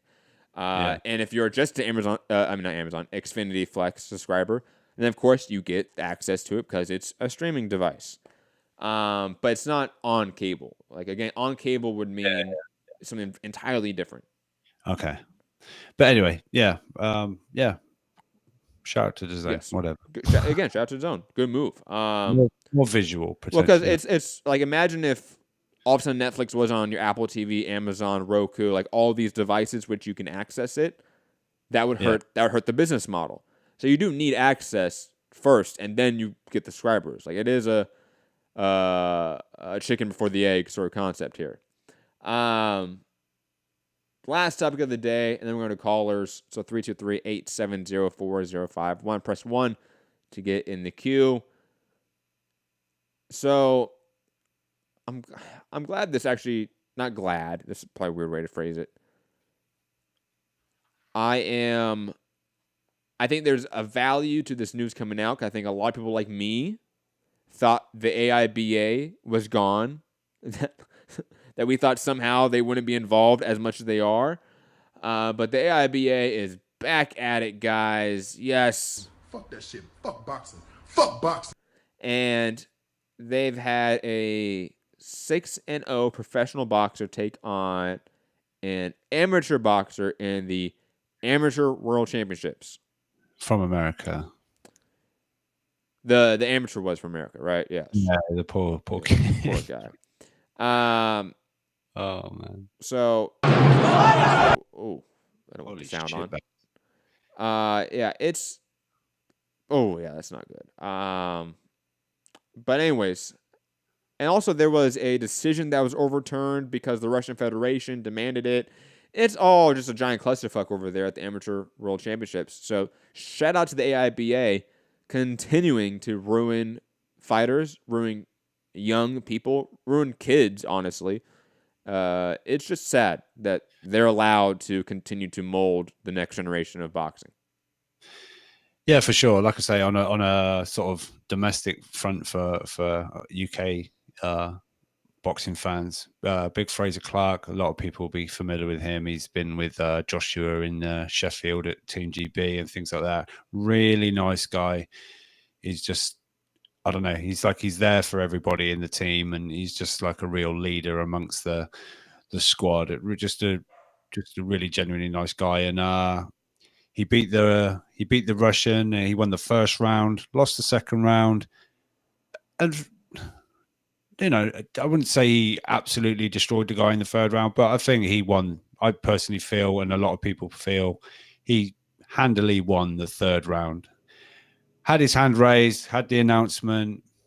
2 hours later, there's been an official complaint from the Russian Boxing Federation regarding the third round judging, and lo and behold, Fraser Clark of the UK, or Team GB, England, Boxing for England, removed.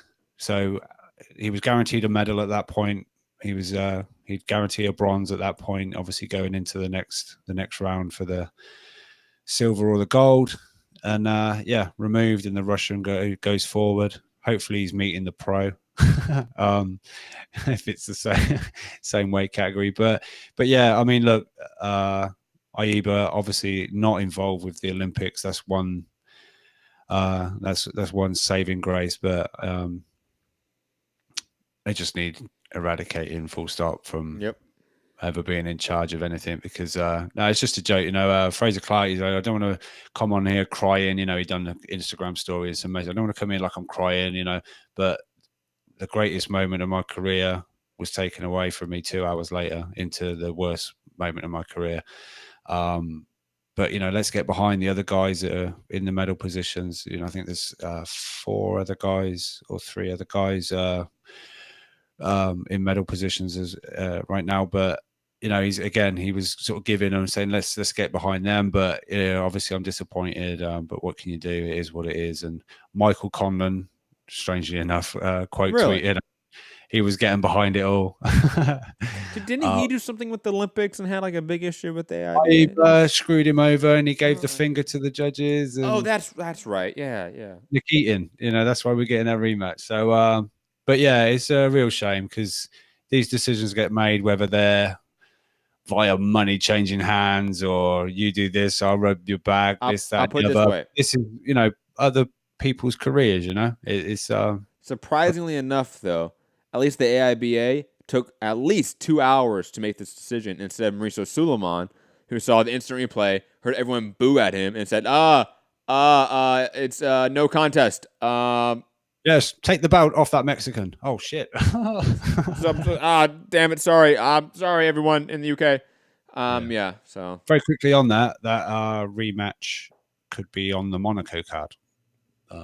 Charlie Edwards and the Bone Crusher, whatever his name was. Martinez. Who is, I think, he might be one of those guys who just steamrolls everyone, and we never know his name. Yeah. Because he has 5 names. If you're going box, he has 5 names. Which one's his last name? I don't know. I don't think it ends in Suleiman. Not Mauricio Suleiman, you asshole. No, I mean the fighter. I don't think he's got any Suleiman relation. No, definitely not. Definitely not. Let's go out to callers, though. 323-870-4051. Press 1 to get in the queue. Anybody in the chat, I haven't been able to see your comments because, my kids drained my mouse again. I haven't had control of this since we went live. So I've just been... Oh, the chat's hated you the whole show, by the way. Oh, have they? Oh, good for them. Yeah. Hit that thumbs up if you've hated me the whole show. I'm kidding. They love you. All right. Hit that thumbs up if you hate Matt. That's majority of the people. Let's go to the 951 area code. 951. Who is this? Where are you calling from? Hey, what's up, guys? I called on Sunday, I think. Johnny, what's up? Hey, I tuned in a little late. You guys had already gone in like 50 minutes. Mm-hmm. What was the first couple topics? We talked about Ryan Garcia's new Golden Boy deal. We talked about Wilder Ortiz 2 basically being confirmed that's going to be announced on the Spence Porter card, and that entailing that it's a Fox pay-per-view card and such. Okay. Yeah. So Ryan Garcia. I mean, Golden Boy. I mean, they didn't have to renegotiate with him, but it was in their best interest too. I think going forward, him and Virgil Ortiz are going to be, the two bright new stars. Probably Garcia is more known on social media, but Virgil Ortiz is more known as the knockout puncher. Mm-hmm. Wilder Ortiz too. I think it will do better on Fox. There's a bigger reach. Showtime is. I think they're struggling. They're almost following the path of HBO. They're able to still do some sports on there, which is good. YouTube's helping them with that, I think. But I think they need a bigger backing. Like, I don't think CBS is helping them. They should have been helping them in terms of, like, with the sports and everything. I think if they would have had a bigger backing, because isn't CBS, like, part of Showtime in a way? Or no, CBS owns Showtime. Yeah, so I think they could have helped them, but I guess they didn't want to, or who knows what it was. But yeah, how do you think that's gonna go? Wilder versus Ortiz. Thank you for the call, Johnny. And I think it's gonna go. I mean, let's be honest here. I think it should be a Wilder fight. Wilder should win this one. Ortiz is only getting older, and he's especially old. Again, he hasn't looked good in his tune-up fights. Wilder has looked great in his tune-up fight, in a sense, with Brazil. Yeah, Wilder should win this one. And to be honest, except for that, was it the 7th round, 8th round? Wilder won most of that fight. Except for the few rounds in the beginning where nothing happened. Wilder I don't see the putting the wrongs right story in this one. No, he got rocked, but he fucking didn't he drop Ortiz like 4 times? Yeah, he dropped him, I think, like in the 3rd or 4th round with the straight right, and then he obviously finished him, I think, in the 9th or 10th. Really, what he said about CBS. The only time I've seen anything regarding like Showtime, but they helped the Wilder Brazil thing go viral, right? They put it out on. Yeah. They sort of pushed that, and that got like by 2 days later, it had like 11 million views on the tweet, yeah, or the the viral. You do see, like, if you go to, like, let's say, like, CBS Sports, you do see a lot of boxing content when there's a Showtime event around. Yeah, but it's just strange. That was kind of like the only one that's popped up on my feed. I follow a lot of stuff, and CBS tweeting that I follow, things like that. It just doesn't seem to show up too much, and that was kind of like the only thing I've really seen pop up. So I don't know if the caller was right regarding getting more help or push. Was the Gervonta Davis Baltimore Ravens appearance, was that a CBS game? I don't know. I don't know. That could have been, like, what I mean? Like, there could be really obvious examples that we just aren't connecting because, I don't really pay attention to CBS. Really boxing, right? Yeah. Yeah, like, I don't really pay attention to CBS as a network. I don't pay attention to other mainstream sports, really, guys. Sorry. So maybe there are really noticeable promotions and connections. But the ones I see, because, again, from I see of CBS is from Brian Campbell, who works for CBS Sports, right? He's constantly talking about Wilder and Gervonta Davis and PBC content. Not saying that's a bad thing. I like Brian Campbell, really great guy. But I see that a lot more on my timeline. Is he the one that had always the back and forth with Mayweather? No. You're thinking of Larry Merchant, right? No, not in the ring. He had him like a satellite interview. Like Mayweather was on the screen and he was discussing about pay-per-view, pound for pound, or no. And he was all like, "You always do this." And no. I don't know who that was then. No, if you think of the old school clip, it's Brian Kenny actually. That's it, Brian Kenny. Brian Kenny actually. Yeah. Brian Campbell is currently with Luke Thomas doing that the Mortal Kombat YouTube show where they discuss boxing and MMA on Mondays. Oh yeah. Also has the State of Combat podcast with Rafi, is it Bartholomew or something like that? Rafi Bartholomew, who's now with Athletic. But anyways, digress from that. Let's go out to Gary in Dallas. Hey. Gary, what's up? What's going on, fellas? Right? What's up, man? You going to the Showbox card, Gary? Amateur. I hadn't watched it yet, but thanks for playing spoiler. I appreciate that, What? Rob. For what? He's talking about the Italy card. Oh, I said Showbox card. There's one in Texas, right? Showbox card. Yeah, Michael Dutchover. Yeah. You going? In Midland. That's like the middle of nowhere. I'm not going to that. No. What? It's next to Mulvane, Kansas. It's like the middle of nowhere. There's like a little oil town near it and nothing. I don't know if like you and Matt can picture like nothing. No, but there's like Gary, nothing. Gary, you act like L.A. is like the whole state of California. Have you been to the Central Valley? Have you been to Northern California? I haven't. Oh, you haven't? I've been to the desert. Like I've been to like Palm Springs. I've never been. The Central Valley is like north, right? And like Gary, west of. I've spent time in Texas. I've been to Dallas for Earl Spence. I was in Armadillo for some time. That's a different story entirely, though, for maybe a different show. Okay, kind of like Armadillo, but even more. Okay, but Dallas is in the middle of nowhere. Dallas is a big city. I know that. But you talk about Texas like it's like this mythical place that none of us have ever heard of or know what it's like. It's like, no, Texas is like a fucking place like any other place. There's always like a scarf. And let me tell you this, Gary, because I've been to the UK and driven from like London to Scotland before. There's a bunch of nothing there too. And Rob takes that drive every weekend vacation or whatever to go plant apple trees. Okay. Oh my God. Why is it always to plant apple trees? I don't know why it became that. Okay, but I'm guaranteeing you, Gary, that we have seen what nothing looks like when it comes to landscape. Yeah. Okay. We get inside your head most shows. We know what nothing is, Gary. And plus, like Rob doesn't even live in a big town, from what I know of. No, you live in a small town. Really? No, my drive to work is a lot of nothing. Rural countryside in where you live, like at all left in England? Absolutely. Scotland and stuff. Absolutely. Like, is it? Okay. Yeah.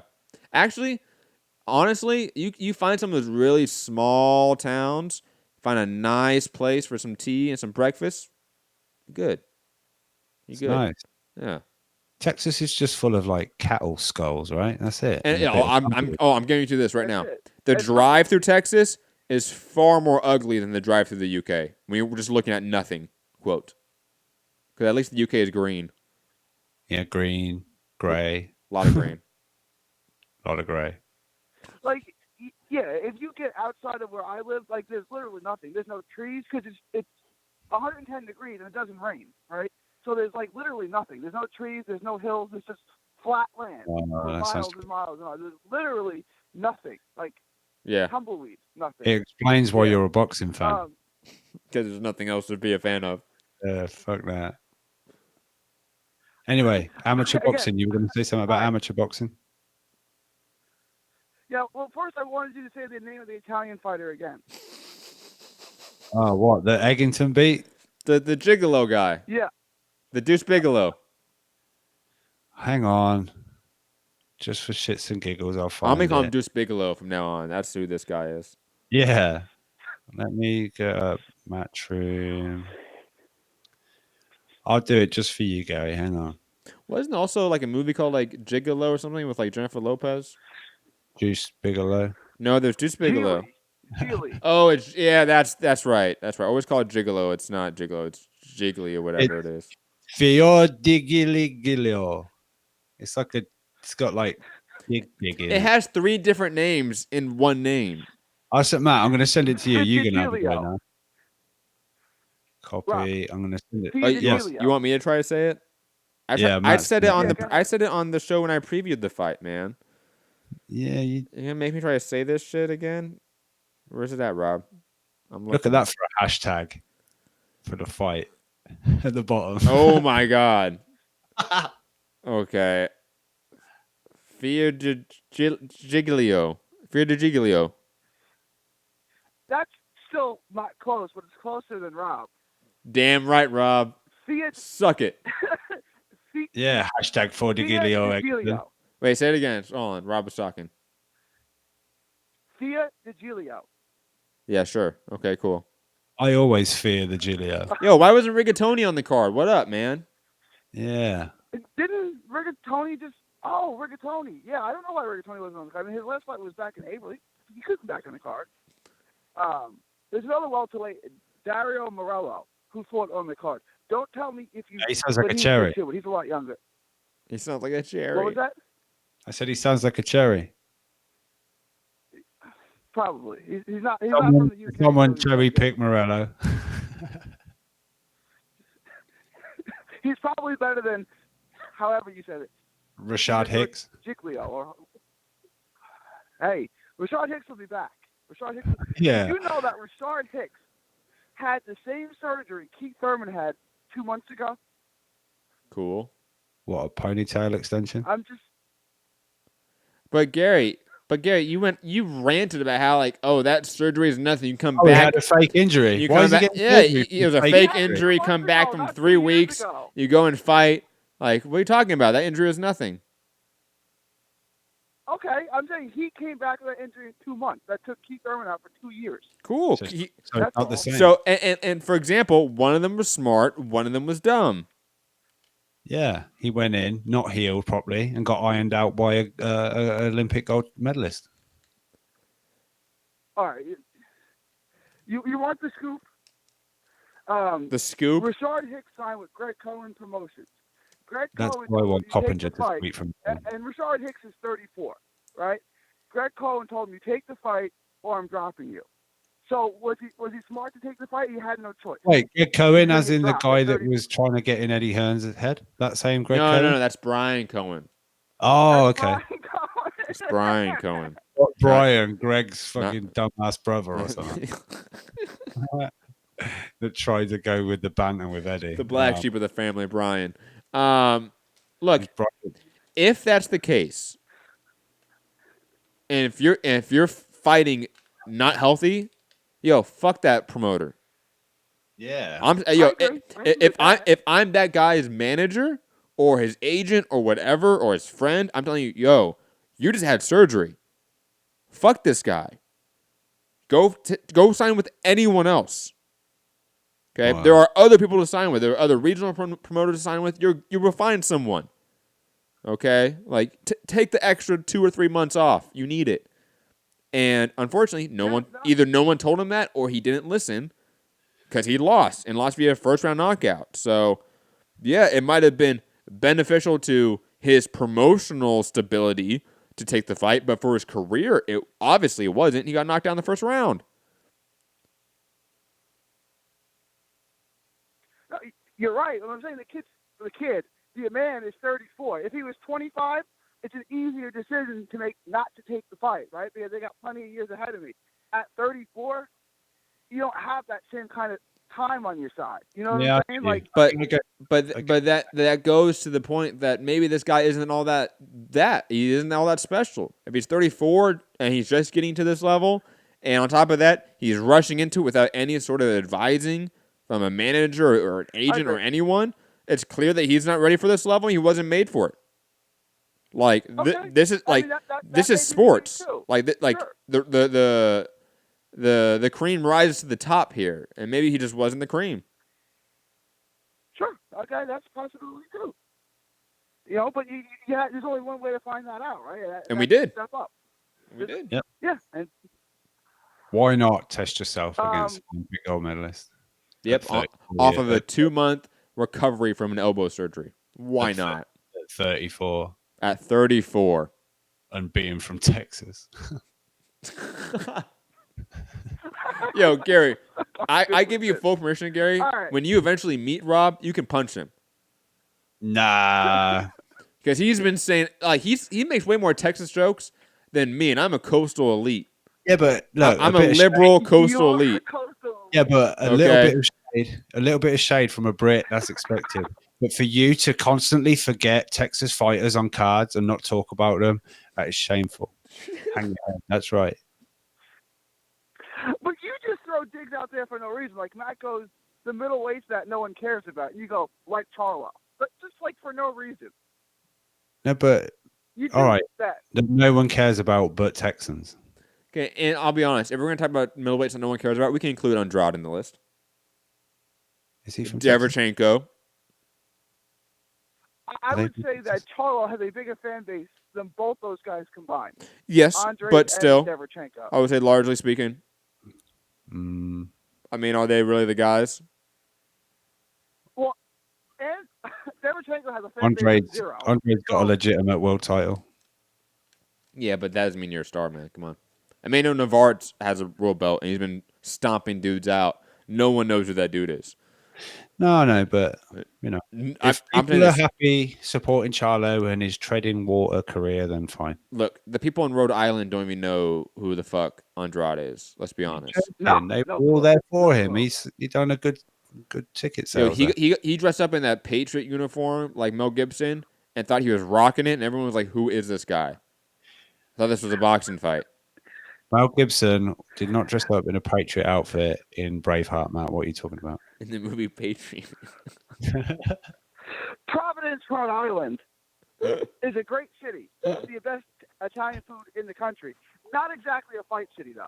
Not exactly a home to boxing, which is where Andre is from. Oh, good tickets. He sold good tickets in Providence. What are you talking about? No, he didn't. Yeah, he did. What was it? No, he didn't. What? It wasn't good. 4,000 or 5,000, maybe. I mean, that's not good.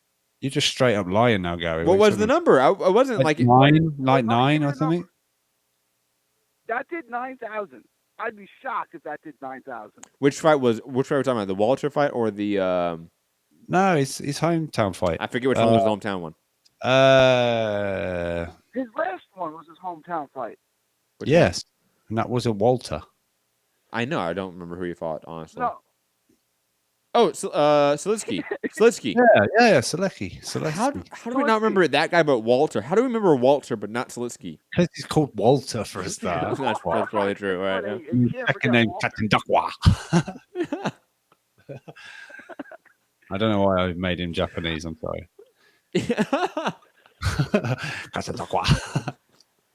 I don't know why I did it If you again. remember the Walter fight, that was supposed to be Billy Joe. And they sold the tickets Andre versus Billy Joe. So, I mean... But, that one didn't even sell that well. Like, wait... Like, I know none of us are looking up the numbers right now, even though me and Rob are literally looking at computers right now. We could literally be looking this up. I'm trying. Oh, that's right. You can't. Hold on. I'll do it then. I forgot. I'll do it on my phone. Okay, you can do that. Tickets. What was that? Just trust me. As if I'm not like the No, I didn't hear what you said, Rob. On numbers, that's what I'm saying. Just trust me. Okay, sure. How many comps was it? Because we all know that the comps for the Fury fight was... Whoa. I've heard about 5,000. I've heard some insane numbers for that fight. Yeah, they announced 8,000 something attendance. And people are saying, I'll be surprised. I've heard comp estimates up to like 6,000 something. And we should know that figure like eventually at some point whenever the commission releases it. Yeah. But that's going to take like a month or so. Gary, how many pay-per-view buys Wilder at Ortiz 2? 250 to 300. Agreed. 300. I'm going to say 300. It's Wilder. It's on Fox. Fox will do it right. 300. We don't know it's on Fox. Yeah, we do. Come on. Let's put it out there. Yeah. What did I say? Not so. He said, here's the scoop. If it's Showtime, 250, 250. But I'm going with Fox. I'm going to say same 300. people. It's just basically the same people going to buy it. Either. Fox just distributes. I mean, Fox just hypes it and advertises it so much more than CBS Showtime does. So you're going to get more sales. Like, if Showtime had the Spence Garcia fight, no way it hits that same number. They just didn't have the interest in promoting it like Fox did. I wanted to get on to King Ryan Garcia. Yes. This is well played. I saw a meme the other day that showed that Joakim Noah Quickly. made Hold $50 on. million. Hold on, quickly. Confirmation from Leonard Sterling, who is the official numbers man, not you, Rob. Saying around 6K for Andrade versus Walter White. It was in Boston, by the way. It was that's right. I forgot it was in Boston. Katie Taylor brought in tickets. The Irish. That's what Leonard's saying. That's what I said. You said 9,000 for Silitsky, man. It was something like that. 6,000 is still better than I thought. 6,000 is not terrible. Like that's a lot better than I thought. No, it's terrible, guys. What are we talking about? Like it's terrible, but we hold on, Gary. We literally live in a marketplace and a media atmosphere, and you know this, Gary, because you not live on YouTube. That's probably the wrong way to say it, but like you're on YouTube, like me. You know what people are saying. How many pieces are put out or videos put out about when Wilder sells only 12,000 seats, or when Crawford only sells 12,000, 13,000 seats? How those guys aren't selling well. Hell, no, we have Spence right. Porter that's doing what, 10,000, 12,000 seats right now? That's a failure. Yeah. But that's doing, 40% more, almost 50% more, if not more than that, compared to an Andrade fight? Come on, man. Without a doubt. Andrade's not a draw. I get it. It's bad. Yeah. But like, how many tickets have Spence up? For the Porter fight? Yeah. Wasn't like 10, something like that? It's been reported, like 10 or 11? I haven't seen anything. I saw one that's saying they haven't opened up a certain block and that they're messing around with the prices or something. I don't know. But I saw one messing around with the prices. I saw that. Yeah. Yeah. Anyway, scary. Okay, Ryan Garcia. Yeah, back to Ryan. Sorry. I saw a meme that Joakim Noah made like $15 million more in his playing career than Michael Jordan did. So I guess it doesn't matter how good you are; it just matters what you can negotiate, right? And he got himself paid. Absolutely. So good for him, right? Like he found somebody willing to pay him. I just don't understand Golden Boy. Like, do they realize he's not that good? Oscar's got to know he's not that good. But I guess maybe it doesn't matter. That's what I'm saying, Gary. He would have lost to Avery Sarro. No, he wouldn't. I just, you don't think so? Nah. Sparrow has no pop. You need pop. You need pop to beat Ryan. His speed is going to get him wherever he's going to get, and then it's how further up the levels he goes before that speed's figured out, I think. And plus, I think you need to pressure Ryan to give him issues. And Sparrow wasn't a pressure fighter. He was a guy that liked to box. Rough him up. So, like, Duno could absolutely beat Ryan Garcia. Just got to slap Daniel LaRusso in the face and go run into Mr. Miyagi. Were you impressed by Duno in his last fight, Matt? Yeah, I was. I saw actually a lot of people not impressed with him. I didn't see the issue, maybe because like I don't know much about Duno, so like that was like one of my first fights watching him, and I've seen like some highlights of him. But no, I thought he was good for what I saw. I thought he had good pressure. I thought he had good combination work. Reminded me of like a poor man's like Lipinets or Shafikov. You know, reminds me of that sort of style. Did he look too tough, like Gomez reported? So, and the guy he fought put up a good fight, right? I don't know. I mean, Ivan Delgado's like a name, but he didn't look that good. I'll be honest. He looked he weighed in 4 pounds overweight, so he was. Yeah, first off, he, like Rob said, came in overweight, but he just looked old to me. Finally, like Delgado's been in some wars. I tried to bait you in with that one and said, yeah, Delgado's a good fighter, and then I was going to hit you with Tanahara absolutely destroyed that guy and won every round. But with his amazing jab. Well done. With his amazing jab. I heard your debate with Matt about Tanahara beating up Devin Haney. Yo, I can't believe this guy is saying that, man. Back to thinking of empty, Gary's head. I didn't say he would beat up Devin Haney. I said if Devin Haney doesn't let his hands go, it's a battle of the jabs from the outside. Tanahara's got a better jab and he beats him. Because, like, look, I see a great athlete in Devin Haney. I don't see a lot of finely tuned skill. Like, I don't see a highly skilled boxer. I see a great athlete. And I think. Wait, hold on. You look at Tanahara and go, yeah, this guy, brilliant boxer. Really? Kind of, yeah. Like, he's an excellent boxer. Okay, man. Oh, you sound like Rain Man right now. I mean, I'm an excellent driver. Time is going to prove one of us right. Like, either Matt's right, and there's absolutely nothing special about him, and he'll be a B-level guy for the rest of his career, or I'm right, and Matt kind of underestimated him across the board. But one of us is going to be right here, and only time will tell that. But we do know with previous time that I'm usually right. So, I feel like I'm going to be right in this case, too, because Tanahara has 90 seconds. Zero athletic ability, has no pop, and is a really, really basic boxer. Really basic boxer. Nothing impressive. Or the other side of the coin, Gary thinks he he's is right. He is definitely one of those Golden Boy prospects that is not going to pan out. Absolutely. Like the Rooster. Oh, just like the Rooster. Absolutely. He's going to get some push when he beats a name. Was a 60 seconds. The Rooster was a gimmick who threw like 200 punches around. Like, no, come on. No one took the Rooster seriously. No one's like, the Rooster's going to be a world champ in 5 years. No one ever said that. But Gary, other than you, who's really saying Tanahara is going to be a champion in 5 years? Who is Tanahara anyway? Is he any good? Okay, that's his promoter. Mind you, he's not got a good track record of promoting right now.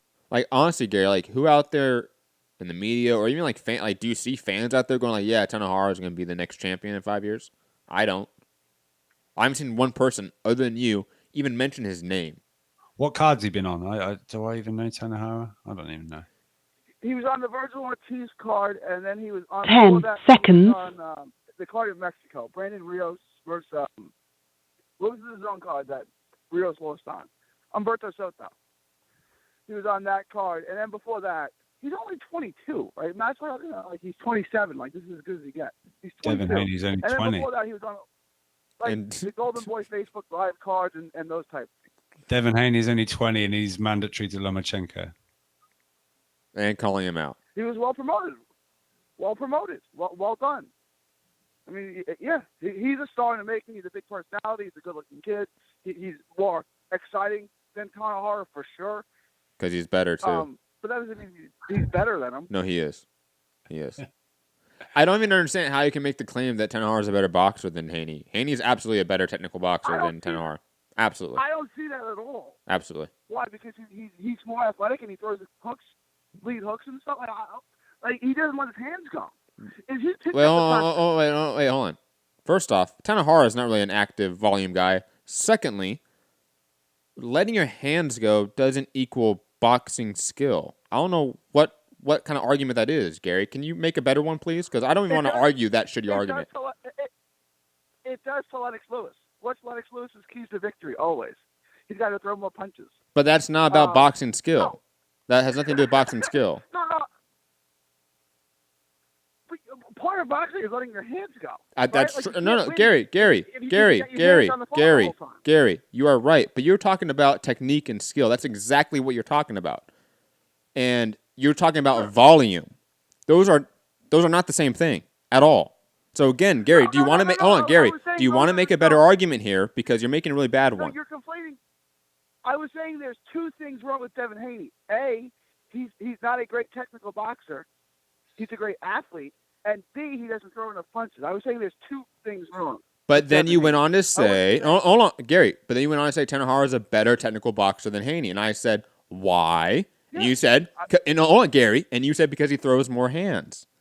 So, Gary, you were still. Oh, that was a mix-up in communication then. Okay, I thought you said okay, why is he a better boxer? Well, yes, Gary, because you made the claim that he's a better technical boxer. And I said, I don't even know how you can make that claim that he's a better technical boxer. And you said he throws more hands. So again, Gary, do you want to change your argument up? Yes, okay. I was answering a different question when you asked me that. Okay. Why would he? Ask me your question again so I can understand the wording of your question. Okay. Why do you think Tanahara is a more skilled boxer, has better technique at boxing than Devin Haney? What do you see? What does he do that's better than Haney? Walk me through that other than he throws more punches. Okay, sure. He's got a better jab. He's got a more accurate jab. I don't know if that's the case. Crisper, cleaner combinations, and he's got better head movement. All right, first off, I don't think it's true that he has a better jab. We just saw Haney broke a guy's orbital bone with a jab and win a fight in 4 rounds with said jab. Secondly, what was your second point other than the jab? It was it accuracy? Combination, cleaner combinations. Okay. I'll say this. Tanahara doesn't get off balance as much as Haney. That's probably true. Like, Tanahara sits down in theory more, right? Like, he's not moving as much. Like, Haney moves around a lot. Like, he is sporadic with his movement. Tanahara is kind of just sitting there, kind of slowly moving around, adjusting with minutiae. But in terms of better place combinations or better combinations, I don't know if Tanahara has better combinations. I like when Devin Haney throws in 3s and 4s, they're very accurate.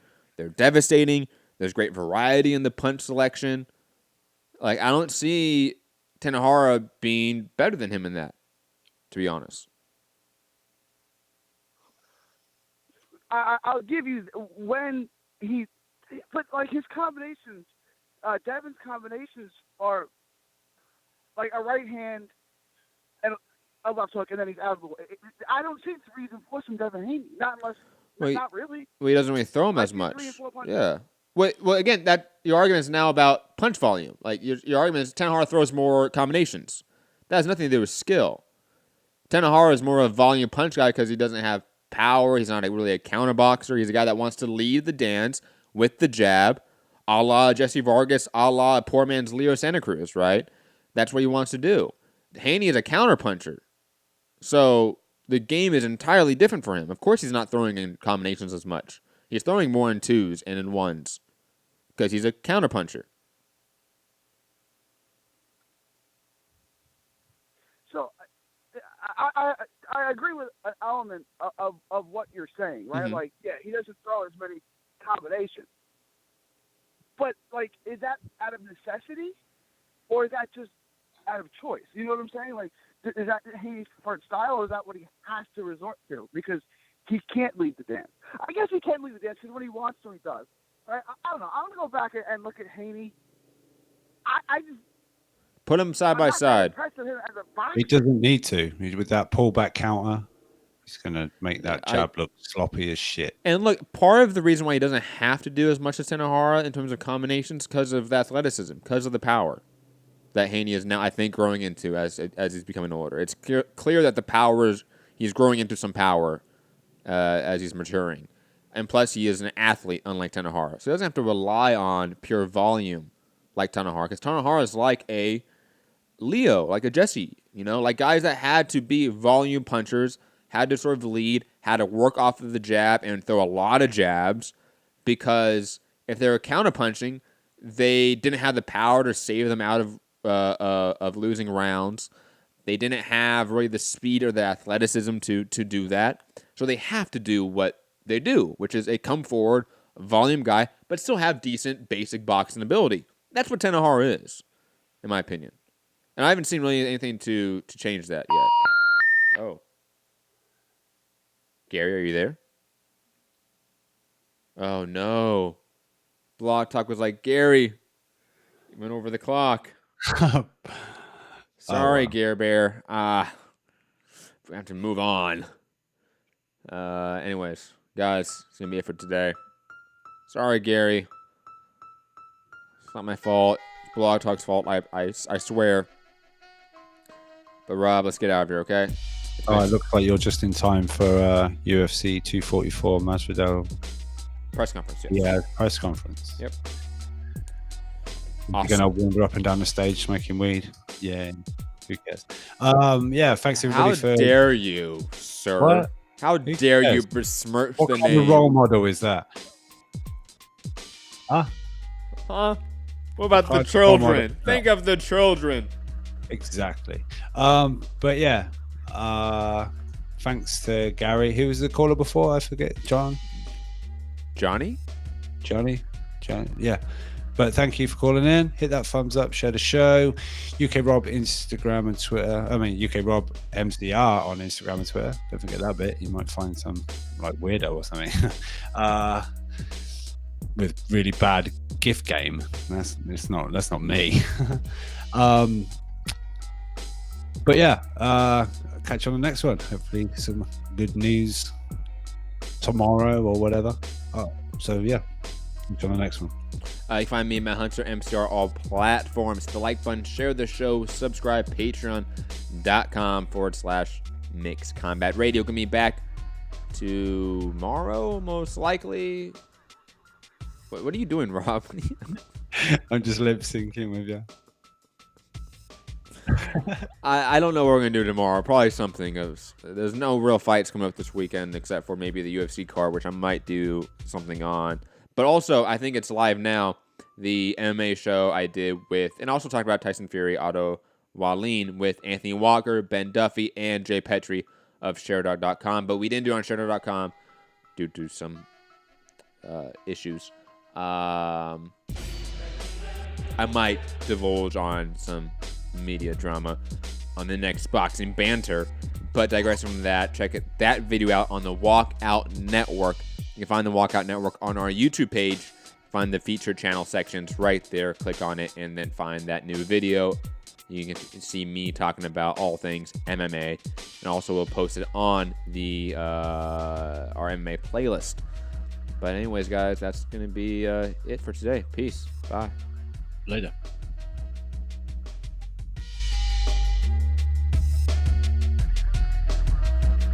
Fuck that shit. Fuck boxing. Fuck boxing. You're the only person that says that.